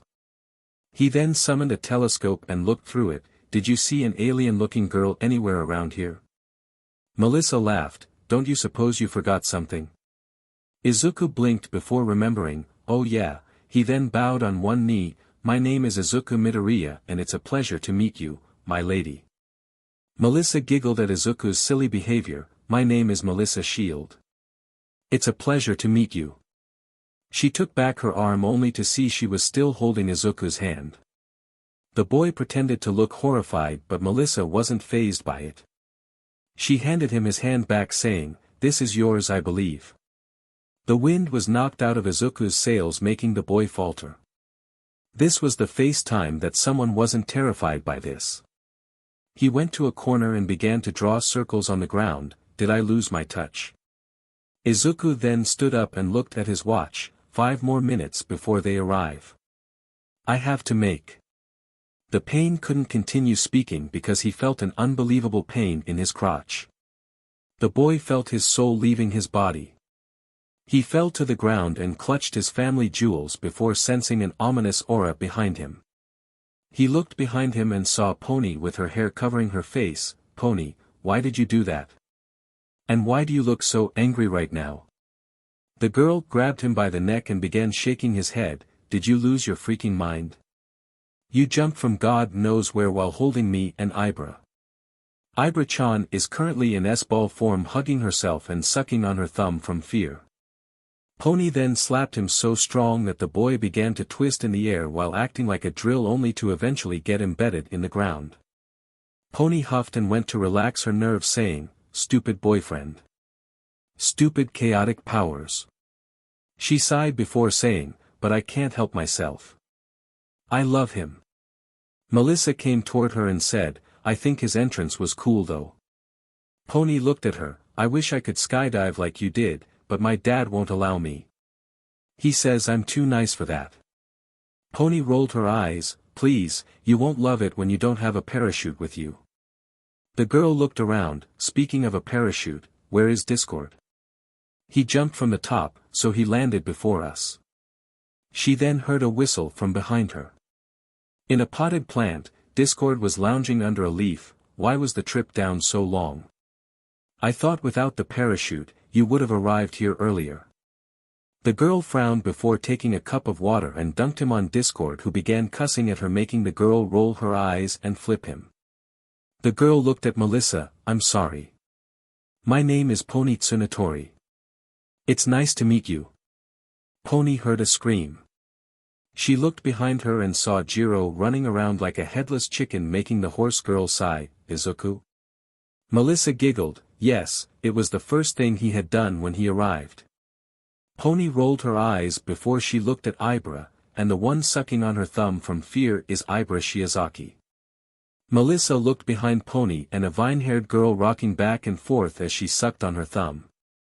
Melissa then introduced herself and asked Pony, "Can you talk to Midoriya to put Jiro-chan out of her misery?"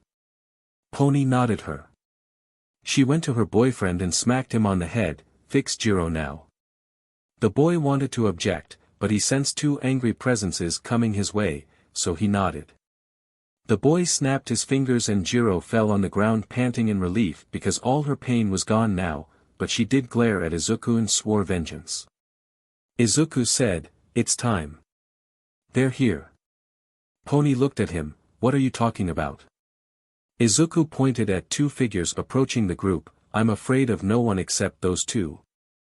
He pointed at Kendo and Momo, who had sparks emerging from their eyes. "It seems my time among the land of the living is over. They are going to kill me. Goodbye." Pony rolled her eyes. "Don't be such a drama queen, Izuku." She crossed her arms. "They're just going to rough around for a bit before they cool down." The girl finished her statement as Kendo grabbed Izuku and pulled him to her. "So, we begin this new session of Kendo beating Izuku." Kendo had many veins on her forehead. "Do you have any idea what did you throw on us?" Izuku smiled. "It was Jessica's sweat and they're fat on you. Did you like it?" Pony yelled, "Wait, you didn't throw poop on them?" Izuku gasped, "Hey, I may be a trickster, but I have standards. We're getting off the subject here." Momo made a knife. "For this stunt, I'm going to make sure you don't have kids in your entire life." Izuku screamed in fear and ran away from the 2 girls. "Go away from me. You're both crazy." Momo threw the knife, which went flying past Izuku, embedding itself inside a wall.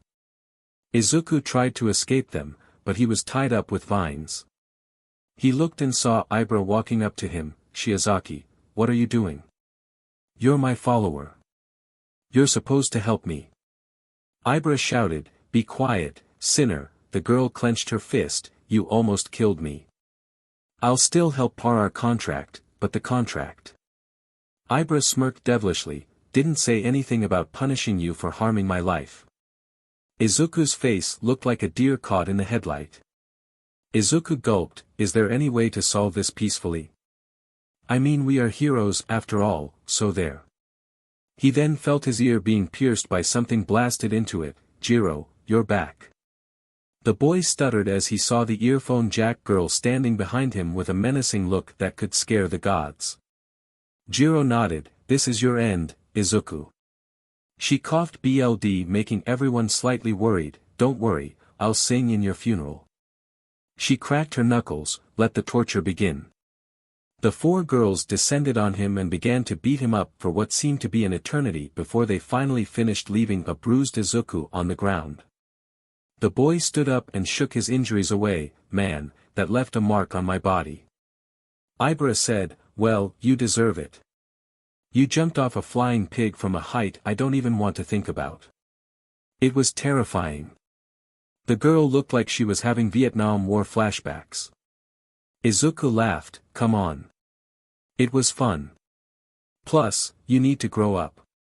Ibra slapped him with a vine, sorry, Leader Izuku, but I have my limits. Kendo looked at them both and asked, do I even need to ask about this? Ibra sighed, it turns out I'm his assistant for the next couple of years. Kendo looked at the sky and waved, oh joy, this is the greatest day of my life. Izuku then said, I can make it greater. Kendo flipped him off in anger.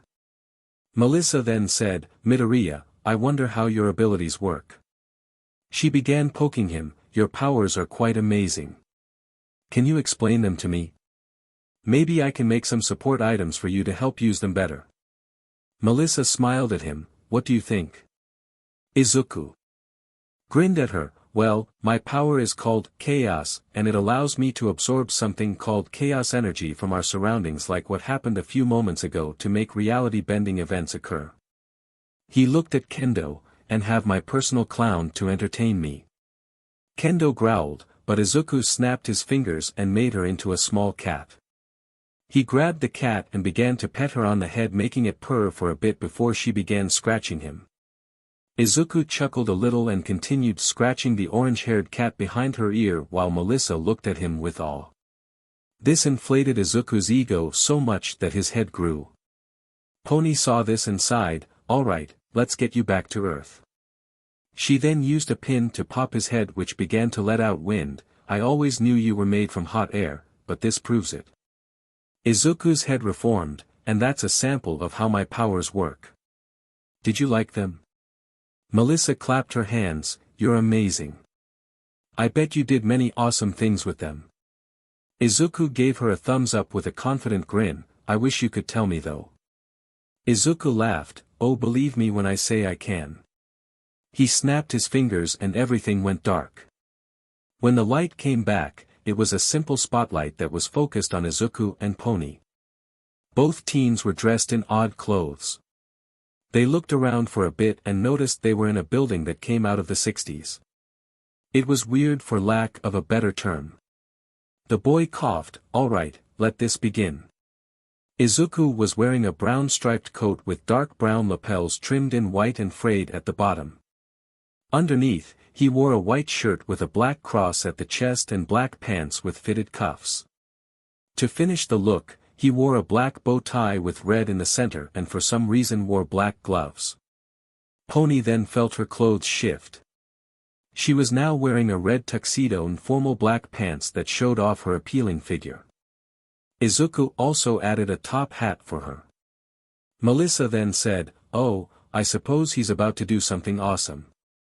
Momo replied, more like he's about to give me a heart attack from his antics. She said as she saw everyone's clothes shift to something similar to Izuku and Pony. Izuku coughed, boys and girls, this song is for a special lady in the audience and her name is Melissa. The blonde blushed a little and scratched her cheek while Pony glared murderously at Izuku, swearing to make him cry later. The boy then made a piano appear from nowhere and Pony sat on it and began to play various tones. The song began with a depressing tone, making everyone wonder why it was like that. Momo hummed, "I guess he's going to sing about his past." Cat Kendo nodded her tiny head as Momo scratched her head, making the cat girl purr in happiness. Izuku cleared his throat and prepared himself to sing. Momo, on the other hand, pouted, wondering why she was the one supposed to suffer this. Where was Mina? She was one of the people who stole Izuku's tickets. She hoped he would punish her as well. Izuku began singing using a juvenile voice, "I had a dream. I wish to tell," and back then it was laughable. He put his face near Kendo's face, making her hiss. He then grabbed Melissa and twirled her around, "But hey, kid, what the hell? Because I'm one of a kind." The chaotic demon lord with an awesome backstory to boot as well. Pony continued playing the tones, which were still a little bit dark. The other students were then surrounded.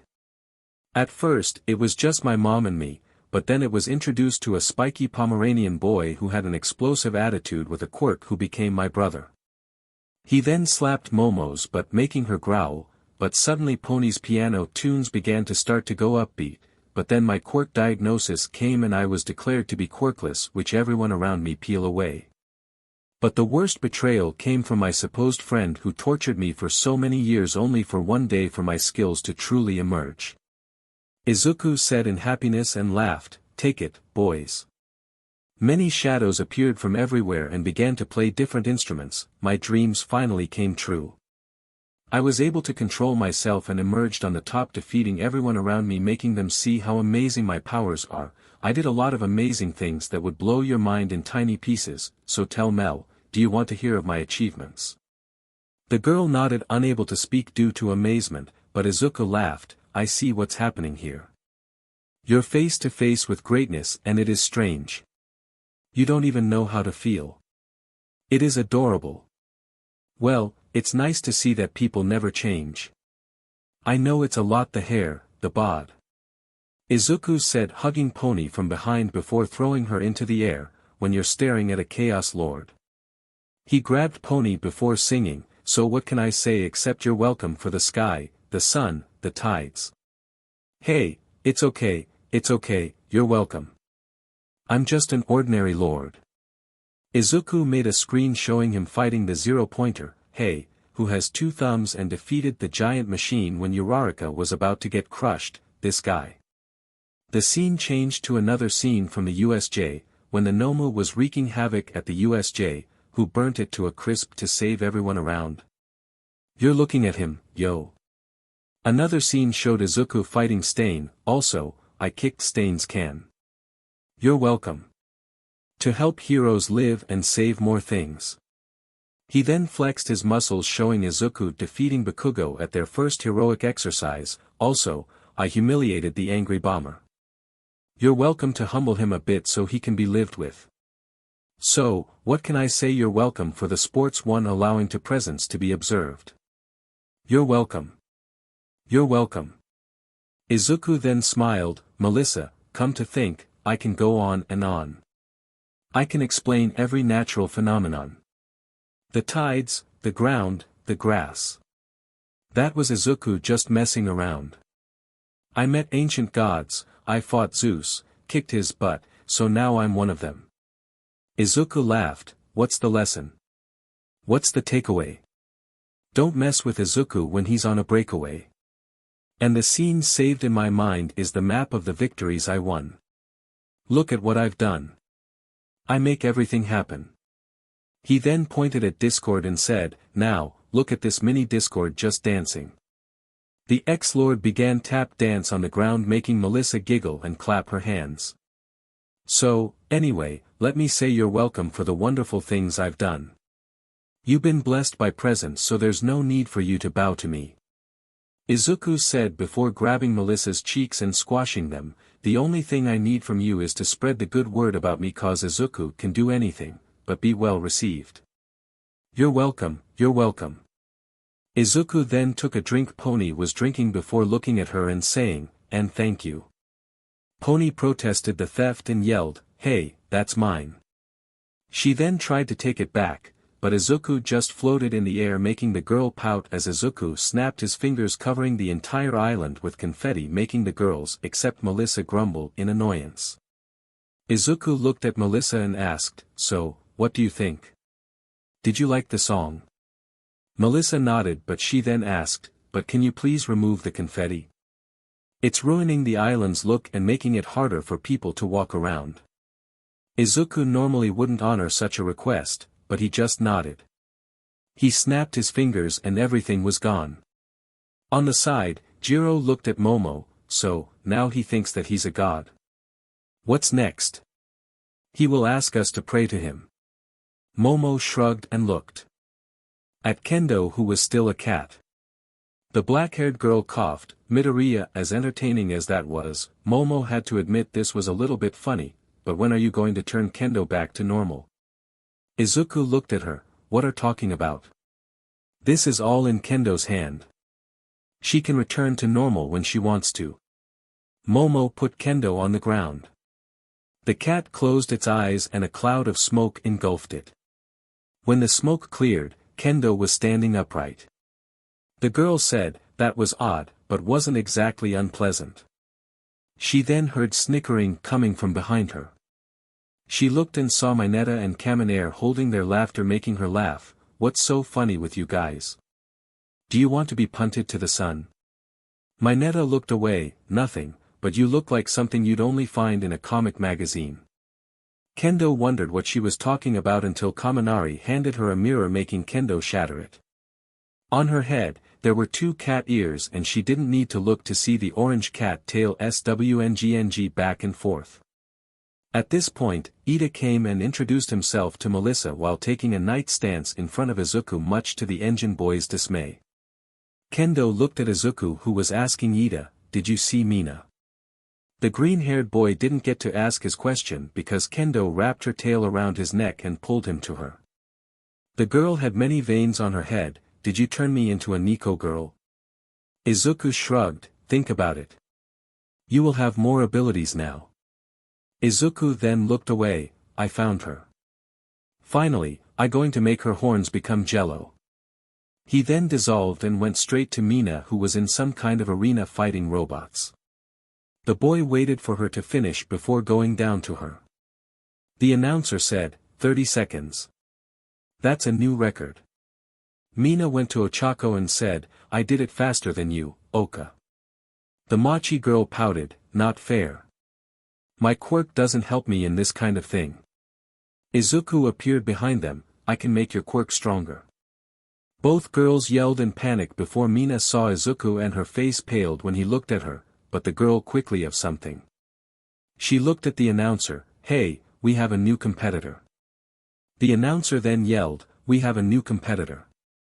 Now, let's see how much time he needs to defeat the robots." The woman then announced the fight began only for it to be ended when Izuku destroyed all the robots in just 1 second, 1 second. Izuku then went to Mina and said, "Nice try. Now for your punishment." Izuku snapped his fingers and Mina was covered in smoke. When she appeared, she was all red. Mina looked at him, "Seriously, that's what you had for me? This isn't even." She then heard an angry growl. She looked behind her and saw an ox glaring at her before charging to hit her. The previously pink-skinned girl began to run in fear. Izuku yelled, "Good luck, Ashido." Midoriya, Izuku looked and saw Todoroki, "I see you're here." The boy stared at him for a bit, "So, I suppose the reason the island went on shutdown was you." Izuku chuckled as Ochako gave him a deadpan, "Yeah, I forgot to tell them I'm landing." Ochako laughed, "That's so you, Deku, but how did you come here anyway?" Izuku answered her, "Well, I used Jessica to fly here. When I entered the airspace of Island, I jumped off it while holding Pony and Ibra so they wouldn't fall to their death." Both of them gave him a deadpan, "Right. Izuku looked at Mina, who was running around like a headless chicken with the ox still charging at her, making him laugh a bit. Man, I'm sure happy that I'm recording this. Shoto said, I ran into Kendo a couple of minutes ago. Did you turn her into a Nico girl?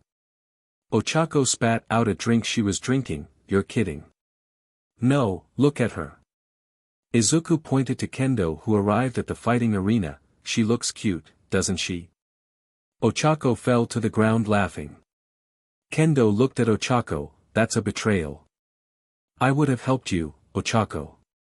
The Machi girl stopped. Calm down. He made me into a mermaid whenever I touch cold water. She took out a water bottle and dosed herself in it, turning into a mermaid. See? Kendo blinked in shock. How can you be so cool with this SHT happening to you? She then scratched her head. And how the heck do you turn back into a human? Ochako lifted one finger. First, he's my best friend, so I know he has the best of intentions and doesn't mean any harm to me. She then lifted another finger. Second, my boyfriend thinks I look cool as a mermaid. Another finger was lifted. And finally, all I have to do is concentrate to be back to normal, so it isn't such a big deal. Kendo shook her head. Alright, this is going to be annoying, but I can work with this. The girl looked at her new claws. I can always claw his eyes out when he annoys me. Izuku nearby shivered in fear and crawled away from the girl, but he bumped into Jiro, who crossed her arms and smirked. Going somewhere? The boy nodded, making the girl giggle. Come on, let's go before Kendo decides to see how sharp her new claws are. Izuku nodded and the girl led away, leaving Kendo wondering where the green-haired boy escaped. Izuku thanked Jiro and gave her a appealing flower, making the girl say, Dude, if your girlfriend sees you, she's going to skin you alive. She then looked around. Speaking of which, where is Pony? Izuku replied, I sent a telepathic message to Shiozaki to take her to the mall to distract her for a bit. Jiro laughed out loud at Izuku's plan so he could get revenge on Mina. The girl lifted her earphone jacks and heard how the ox finally managed to catch up to Mina and stab her in her rear, making the alien-looking girl jump into the air screaming in pain. Jiro's face became serious. Midoriya, I need to ask you something very important. Izuku then asked, Tell me, what is it? He puffed out his chest. I can do everything I can. Jiro told him, I just had a doctor's opinion about my condition. She now had Izuku's full attention. My body is getting destroyed for some reason. Izuku's eyes widened. I don't think I can make it for the new year, so I was hoping for you to do something. Izuku snapped his fingers and Jiro felt better. He then summoned a paper. Okay, this is a BLD contract between me and you. All you have to do is let a small droplet of BLD and I will have to heal every week to make your body get stronger. Jiro narrowed her eyes. First, what's the catch? Second, why not heal me entirely? Izuku replied, First, the catch is that you'll work for me for the next 25 years of your life. This made the girl's face fall. Second, I tried, but something in your body is resisting my chaos energy, but then again chaos energy isn't healing magic to begin with.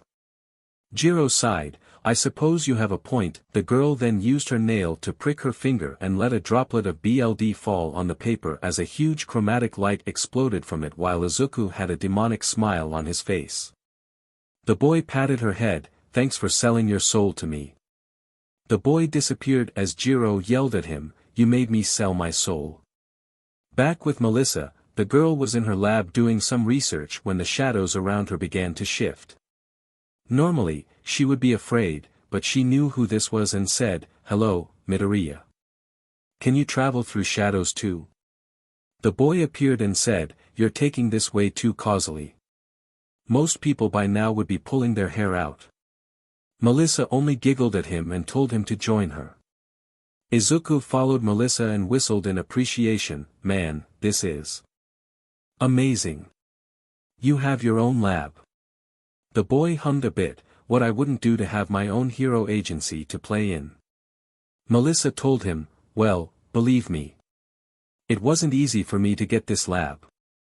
I had to work very diligently to convince my father to have it, but it worked out just fine. She then took out a device she was working on. Do you want to see some of the stuff I am working on? The boy smiled, of course, I want to see some support items. He took out a small notebook, I'm still a hero nerd at heart before being a chaos lord. Melissa laughed at this. The two began going through the girl's support items with Izuku smiling at Melissa's attempts to convince him to use something since every hero needs a support item according to her. Izuku's only reply was to pet her on the head, telling her that if Crazy didn't manage to convince him, she wouldn't be able to do that either. After a full 3 hours, Izuku said, I have to say this is one of the most amazing support items I have seen in my life, and this says something given I've seen some professional stuff out there. Melissa smiled, thank you, Midoriya-kun. Her smile faltered a bit before pouting, though I wish you would have accepted my offer to take one of my inventions as a support item for you. Izuku laughed, you won't give up, will you? The girl shook her head, making Izuku sigh in defeat. Okay, let's make a deal. Should I ever need a support item for some reason, I will call. Are we cool now? Melissa nodded and put out her hand for them to shake it.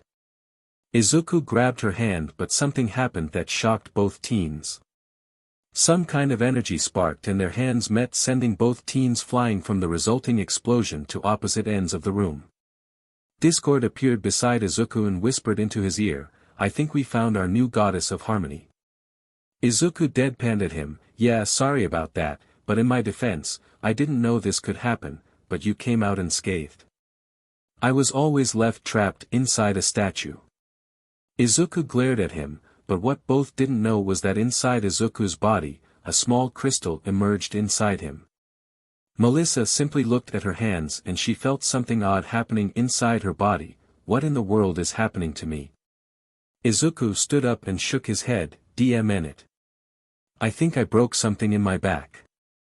He looked behind him and saw a broken table. This makes sense. The boy began to pull pieces of wood from his back, ignoring Melissa, who looked like she had the shock of her life, which is 100% true. Melissa looked at her hands, what happened to me? I'm quirkless. She looked at Izuku and remembered what her uncle told her, could I be a false negative like he is? Did I always have it? Discord appeared beside Izuku and slapped him upside the head, go and help that girl. Izuku looked at her and felt a chill travel down his spine. Do I have to?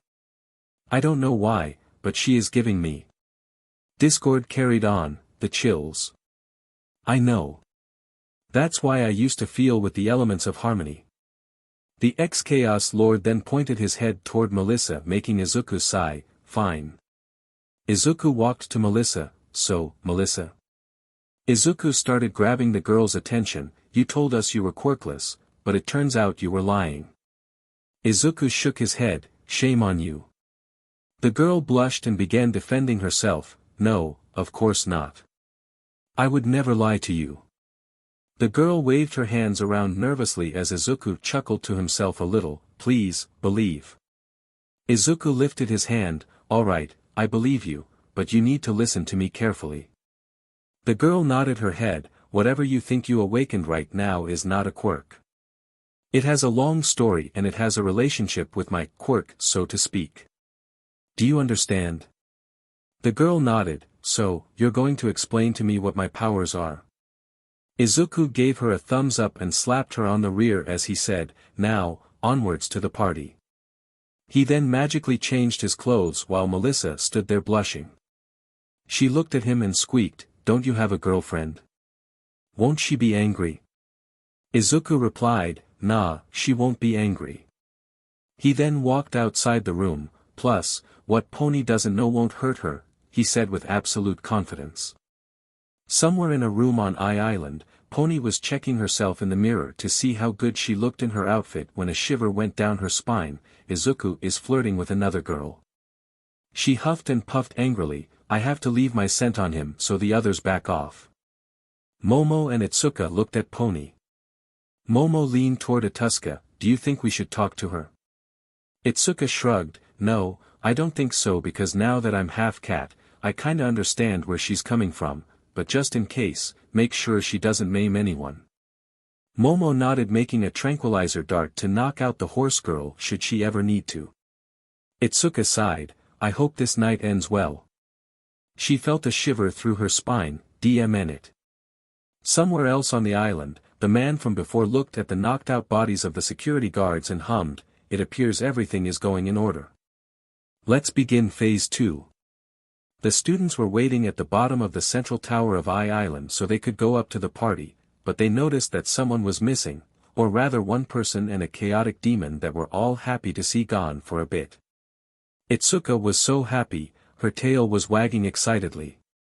Momo sighed, thank God. These types of things are boring to Midoriya, or else, he would have made our lives a walking horror show for his entertainment. Melissa, who was wearing a appealing blue dress, chimed in, "Oh no, I heard him saying that he was going to beat us there to the party." The girl tapped her chin, something about spicing things up and not just making the party some social gathering of stuck jerks. Momo frowned and made a shotgun. "It's lock and load then. He must have some monsters waiting for us in the elevators." Todoroki took away the shotgun, making Momo pout, "You're no fun, babe. You never allow me to use the shotgun." Shoto gave her a blank look. "I think Midoriya is beginning to rub off on you." He hugged her from behind. "He's making you more chaotic." "Since when did you want to use a shotgun?" The girl's mouth opened and she tried to defend herself. "No. Never. Not even." The girl felt her world crashing in as she turned around and hugged Shoto. "Babe, I don't want to become crazy." Shoto hugged her back, trying to ignore her Momo's being pressed against his chest. "It's alright." Itsuka stood beside Momo and patted her on the back. "First time." "That's how I felt." Momo asked, "Does it get better?" The girl sniffed. She was the heir of the Yaoyorozu Corporation. If she went crazy and chaotic, her family would be forced to sell the company. The company needed steady hands to stir it, not squid hands with mantis claws emerging from the head. Shoto whispered into her ear, "Don't worry. I'll be there to make sure that I will stop you from going Midoriya on your business partners." The girl wiped her tears away. "Thank you, guys. You're the best. I hope we stay together forever." Kendo's sweat dropped. "I don't know about living together, but we'll be friends forever." The red and white-haired boys said something that shocked both girls. "I'm not against having two girlfriends if you both agree to it." Both girls blushed heavily and began yelling at the boy for suggesting such a thing, only for him to add, "Are you against this?" The girls slapped him upside the head. "You're missing the point. This is wrong and sexist." Shoto nodded. "Sorry, but I never had a good relationship with my mom and I mostly ignored my sister. The only type of info on women I got were from anime where the hero gets multiple women." Both girls looked at each other. "I think he fell for Midoriya's chaotic ways way before us." Melissa on the side sweat dropped. "I don't think he's that bad." The girl laughed a bit. "If anything, he seems harmless and funny." The girl shivered when she noticed the cold glare the three were giving her. "That's what I think." The girl began playing with her hair, hoping that they would stop glaring at her because it was becoming uncomfortable. Shoto shook his head. "I understand why you would think like that. I think Midoriya is a good person, but—" The boy stopped for a bit, trying to find a way to explain it, but the girls beat him to it. "He's a crazy sociopath who's going to rule the world one day and will be the resistance." This time both Shoto and Melissa's sweat dropped a little. "Isn't that a little bit too much?" Ibra stood beside them. "I don't. He's that bad. You girls are just talking about his mischievous behavior without looking at all the good deeds that he has done from the moment we met him." The girls stopped and looked at a piece of paper. "Hey, even I can't spew such nonsense." The girl threw the paper away. "In short, he's the devil in human skin, but even devils can be useful for once in their lives," the girl said as she rubbed her face against her wings. Melissa looked up toward the ceiling and asked herself, "I wonder what Izuku is doing right now." Momo stood beside her. "I think he must be doing something that might get him kicked out from the party altogether." The girl crossed her arms with a smirk. Itsuka looked at her. "Do you think he's going to do something like that here?" Momo gave her a deadpan look that said, "You're kidding, right?" Ochako and Mina came with the former, laughing at the latter. The latter was limping because she had her butt impaled by an angry ox about 20 times. Mina rubbed her rear, I'm going to melt Midoriya's. Momo put a hand on her mouth making Mina nod, but off when I see him. That ox almost took away my ability to walk. The girl continued to limp. Ochako then asked, who are we still waiting for? Melissa replied, well, we're still waiting for Jiro, Ida, Hagakure, Azui, Kaminari, and Mineta. Momo looked at her watch, good thing I was able to convince my parents for the extra ticket. The girl remembered and most of her friends were able to go to the party. She asked her parents for the extra ticket since it felt it would be unfair if one didn't get to go. Jiro is a bit shy coming out, Ochako chimed in, so I think someone should go and bring her out here. Momo stood up, I'll be back in a bit. Don't miss me too much. The girl finished with a small laugh. Shoto then said, then in that case, he also stood up and walked toward the door, I'll go and check on the other guys. The rest nodded, but Kendo couldn't help but feel that tonight was going to be anything but relaxing.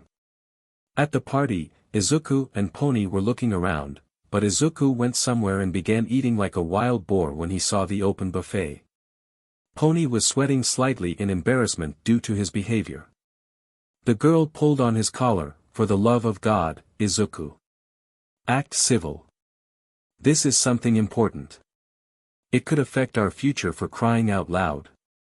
Izuku gave her an unimpressed look, well, I want to have some fun, he then stretched his hand, grabbed 10 hot dogs, and shoved them down his throat followed by a mini pizza making the horse girl slap her forehead. She then took out a lock from her pocket and locked Izuku's mouth. The girl twirled the key in her hand and looked at Izuku, do you promise to act good? The boy nodded his head, do you promise to act civil and not cause havoc?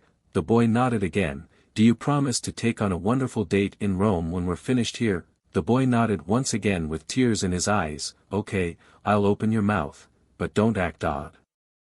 The boy pouted at Pony who patted him on the head, don't feel bad. This is for your own good. The boy stuck out his tongue before walking over to the buffet and grabbing a carrot. The boy began eating before noticing a hero looking at him, what are you looking at, Doc? The hero shook his head before going away. The party continued going on, but Izuku was beginning to get bored. All he saw was scientists making one boring speech after another. He could have sworn he saw ghosts flying out of the floor from boredom. The boy looked at Pony, can I please do something because I'm really bored? The girl shook her head, no, if you do something like this, they might kick us out and I don't want that. I want to see what this meeting is all about. The girl crossed her arms, plus, you're going to turn this entire place into a huge melting pot with us as the iron. Izuku gasped, no, I'm just going to make this entire place into a dancing floor. The girl hummed for a bit, on one hand, I don't want to turn this international event into something out of a cartoon, the boy deflated, on the other one, I really like dance. Go for it. Izuku smiled as he snapped his fingers and everything changed. The room became retro with a jukebox. Izuku then summoned his shadows once again and they began to play music like jazz. The boy turned his clothes into dancing clothes and he looked like Elvis Presley. The boy began to dance as All Might entered the room and saw what was happening, making the blonde hero see as he could already see David having a mini slide just by making eye contact with the man. Izuku was dancing like there was no tomorrow when someone grabbed him by the collar and threw him outside the room. He looked up and saw a hero who said, "You're getting thrown out by David's shield by disrupting the event. I was making it more interesting." Izuku said as the hero shrugged and entered back into the room, "They're no fun." Moments later, Pony was thrown outside the room. She looked at Izuku and said, "Let's go." Izuku asked the girl, "Should I be worried that I will be forced to fight all the heroes on this island because you kicked someone in the nuts?" The boy looked worried not about the fighting part, but about someone getting kicked in the nuts where it really hurts. The girl shook her head, "Of course, not." The boy sighed, but his face paled when Pony added, "I kicked him in the back of the head with both legs. It was a good thing it was a slow kick, and All Might have convinced them to look the other. The girl sighed, I'm stressed now. I want you to help me relax a little bit. The boy tilted his head in confusion until a light bulb appeared. Of course, I'm going to help you. The boy carried princess style and ran toward their room. Pony laughed, try not to be too excited. You're making us look like friends with benefits.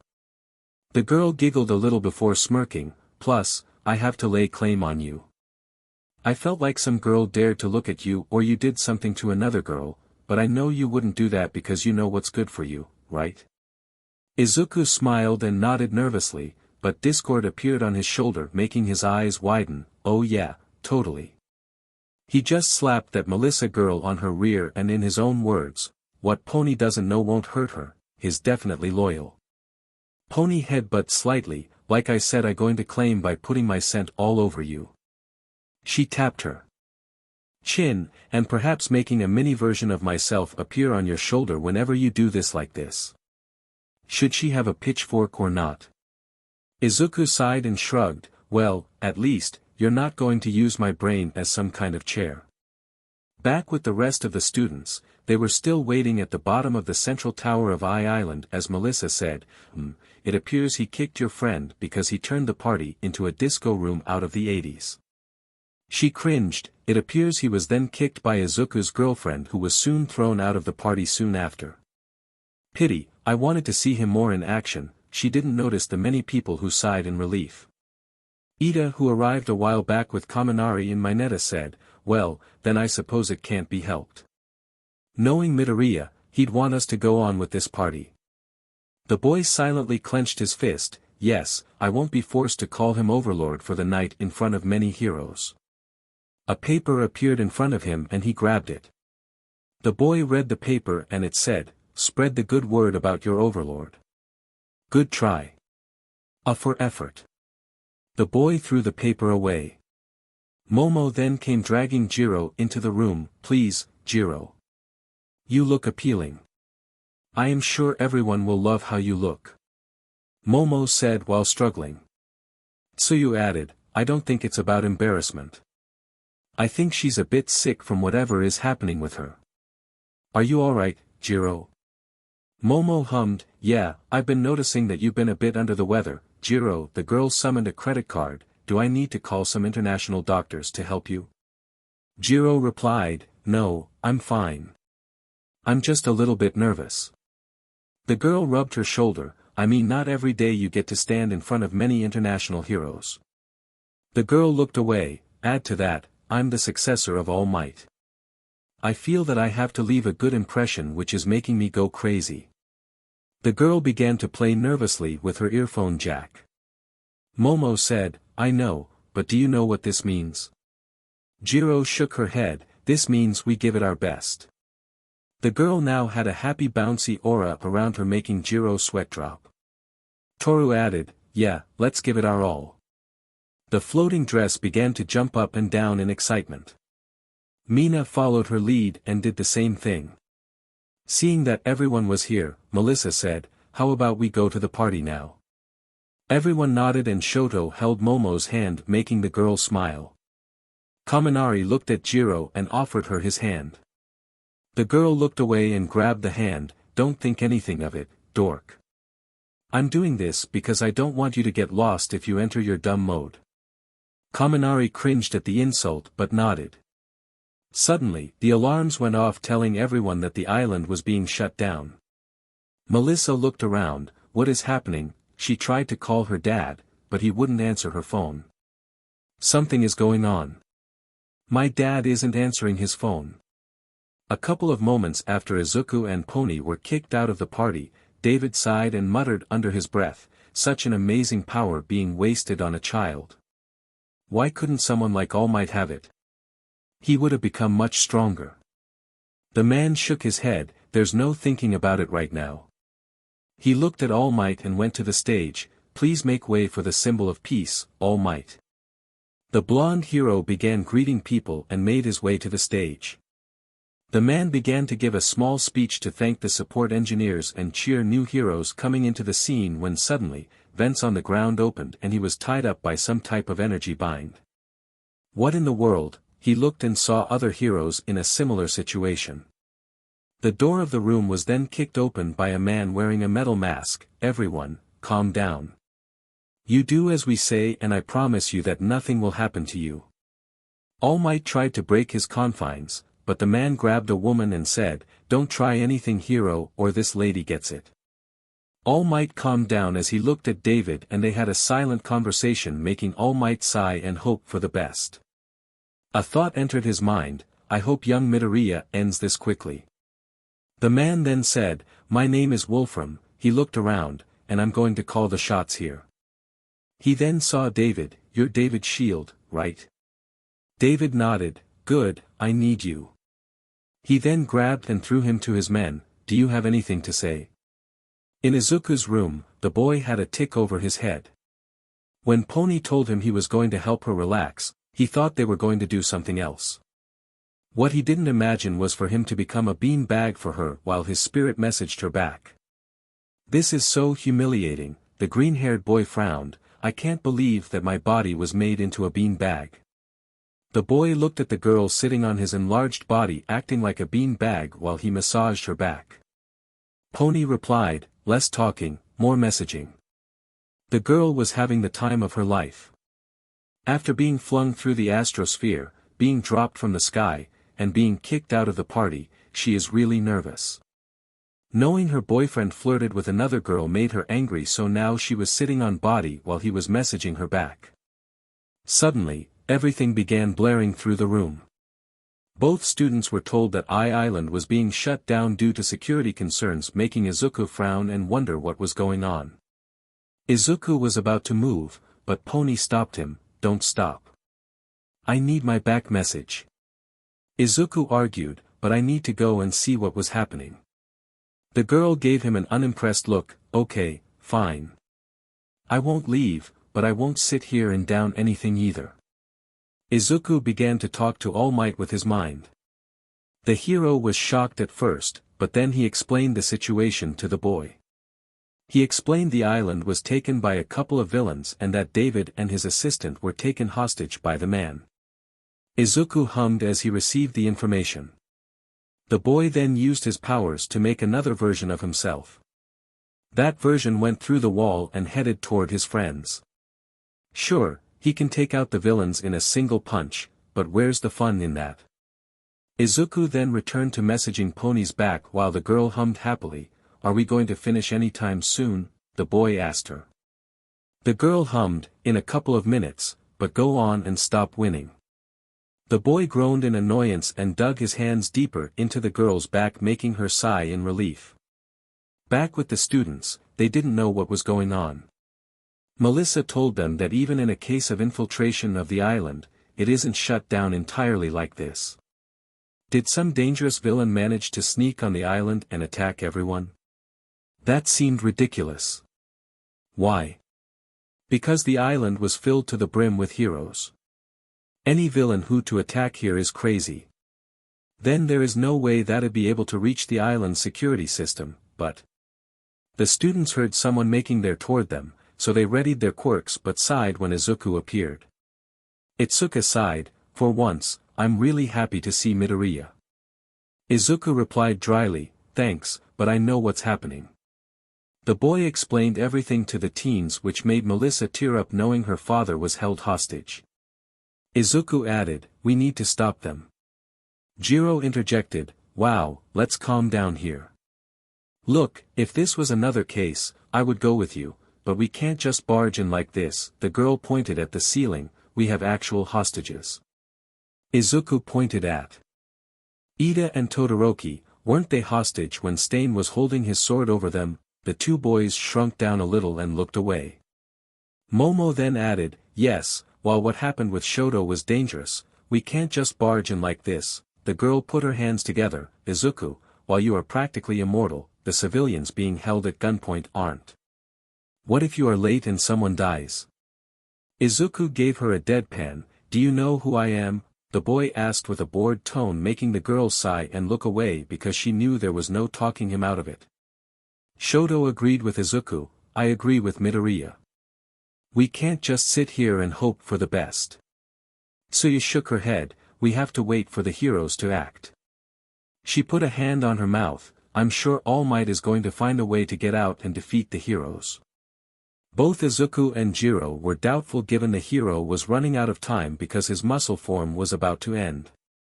Izuku shook his head, while we're here squabbling, we could be saving people.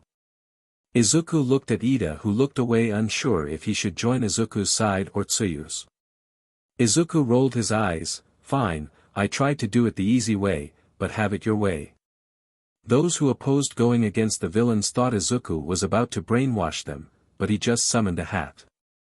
Izuku then said, look as I bring a hero to help us save the day. Melissa asked Izuku, is this even safe to do? The boy shrugged before shoving his hand deep into the hat. Only Itsuka had an idea regarding who he was going to summon.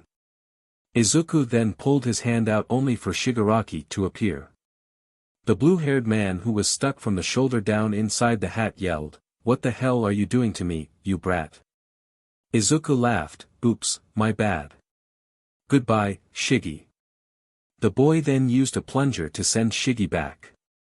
He then put his hand back into the hat, here goes nothing. He then removed his hands, but this time a pair of long white bunny ears appeared. The boy continued pulling till he played out a female heroine which everyone knew. The boy managed to pull out the rabbit hero Miruko who didn't seem happy since she was in her pajamas meaning she was about to go to bed. The rabbit heroine tried to kick the boy, but he just phased through the kick making the hero yell in anger, what in the world did bring here for? She pointed to her attire, don't you think I was about to do something that I needed? Izuku shrugged, I know, but we need your help. The hero tilted her head, we're being attacked by villains and we need your aid. That's why I summoned you. The heroine then smiled, why didn't you start with that? The woman ripped out her pajamas making all the boys cover their eyes as Toru yelled, I understand that you're excited, but why are you trying to flash us? Miruko laughed, calm down, kid. The woman was relieved to be in her hero costume, I'm always in my hero costume no matter what I'm doing. It's a leotard after all. The woman crouched in front of Izuku and asked, give me one reason so I don't kick you so strong in the nuts that your ball fall off. The boy paled as he crawled away from her. I thought we got over this, the boy said as he raised his hands in defense, you agreed to help us. The woman nodded and the boy inquired, why are you angry then if you want to help us? The woman tapped on her chin, you did pull me out of a hat, didn't you? The woman speed blitzed the boy and kicked him in the nuts, this is for pulling out of the hat. You deserve it. The boy's clone didn't fall to the ground making the hero ask, how the hell are you still standing? The clone shrugged, I'm just a clone. I just transferred to the original. He looked into the distance, yeah, he's currently clutching his junk with his soul leaving his body. Back with the original Izuku, Izuku was watching a movie with Pony. Well, Pony was using his eyes as a movie projector since the shutdown also took down the internet when the boy suddenly fell over in pain making the girl hurry to him, Izuku, what's wrong?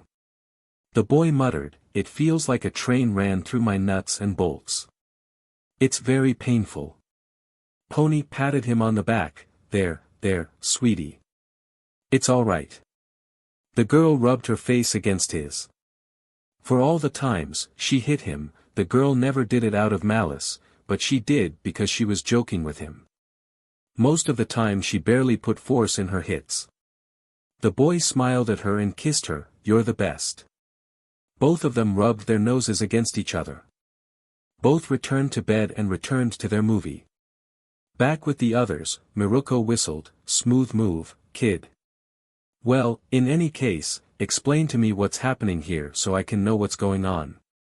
The woman rubbed her ears, I need to know what I need to do and what the current situation is to be able to see how you clowns fit into this and how you can all help me take down those idiots. Everyone looked at her with a confused expression making them ask, what's with the odd look? Tsuyu replied, well, you're mostly portrayed as an what is the right word that I'm looking for? Izuku carried on, a lone wolf, a battle junkie, a war-loving lunatic. The boy shivered as he felt Miruko's looming presence over him making him shiver, wait before you do anything rash, I have something to offer. Miruko hummed, tell me what you have. Izuku asked her, do you want to have a new set of powers? The bunny hero tapped on her chin for a moment and said, I'll see what you have to offer, and if it's good, you won't get it. She then slammed her fist into her open palm, if it's bad, I'll introduce you to the pretzel. Izuku opened his mouth to ask, but Miruko cut him off, don't ask. It'll just ruin the surprise for you. The boy gulped. Izuku then snapped his fingers and said, I want you to go around the room jumping around for a bit. The hero looked skeptical for a bit, but Izuku said, just trust me. The rabbit hero nodded and began to jump around the room, but nothing happened. The woman shouted, are you trying to trick me, brat? I will be going to make a rug out of your skin. Izuku replied, just keep going faster and imagine how many kicks you can land on me at the same time. Izuku just stood there as the woman threw herself to him with a deranged smile only for something to happen. Miruko suddenly manifested another version of herself who kicked Izuku in the head while the original rabbit girl kicked him in the guts, making the boy hold his stomach. The rabbit woman looked at her counterpart as she disappeared, wow, that was freaking awesome. The woman threw her arms in the air, now, I can kick butts as twice as I can normally do.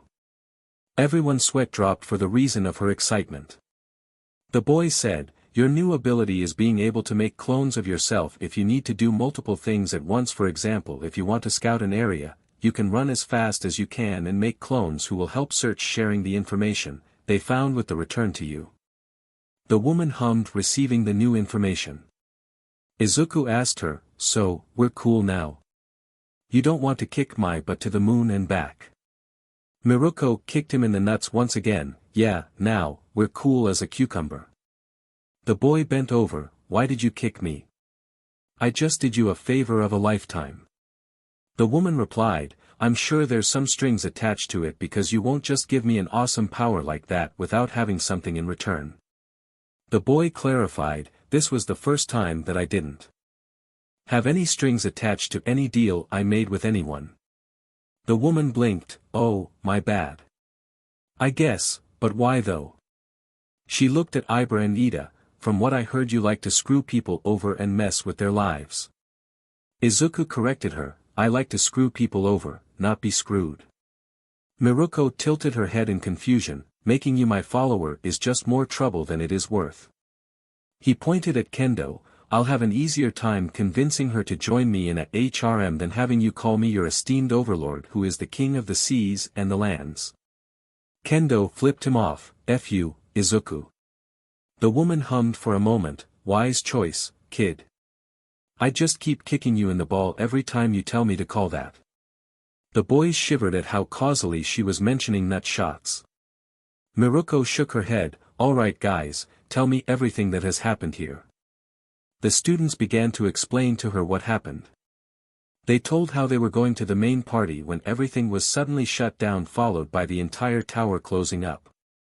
Izuku then continued the story, telling her how talked with All Might, how the man told him that a couple of villains managed to enter the island and capture it, how they are holding everyone at gunpoint, how they kidnapped David's shield, and how some of his classmates were cowards, earning a tongue slap from Tsu.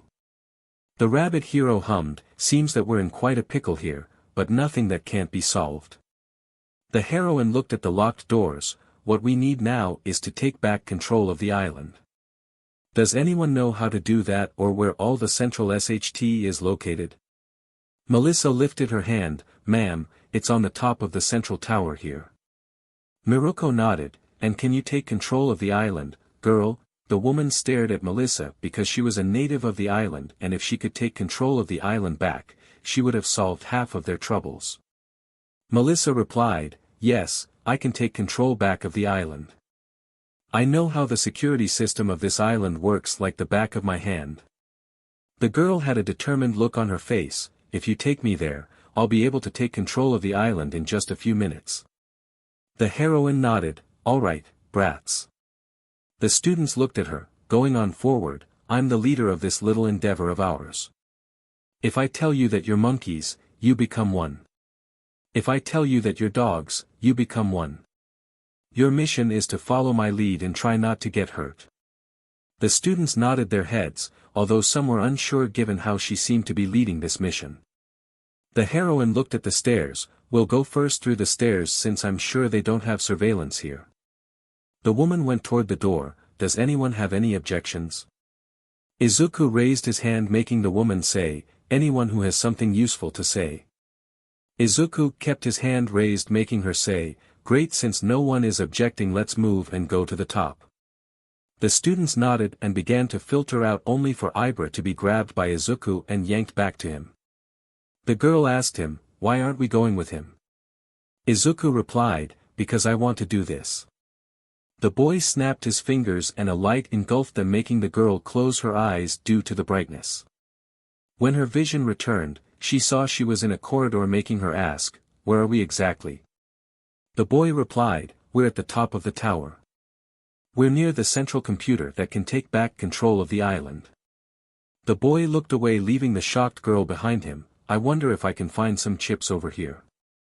Ibra asked him, why didn't you take everyone here? We could have saved time and effort. The boy replied, do you want the short answer or the long answer? The girl said, I suppose I want to hear the short answer since you're going to make us wait for the others to come here because you want to rub it in their face. Izuku patted her on the head, good girl. The short answer is that I'm petty. So alright folks, that's all for today. Stay tuned for more crossovers. Do subscribe, like and share for more such videos. Also check out the story and author Demon Heart 12 on fanfiction.net. Press the bell icon to be notified first on release. See you in the next video. Till then, goodbye.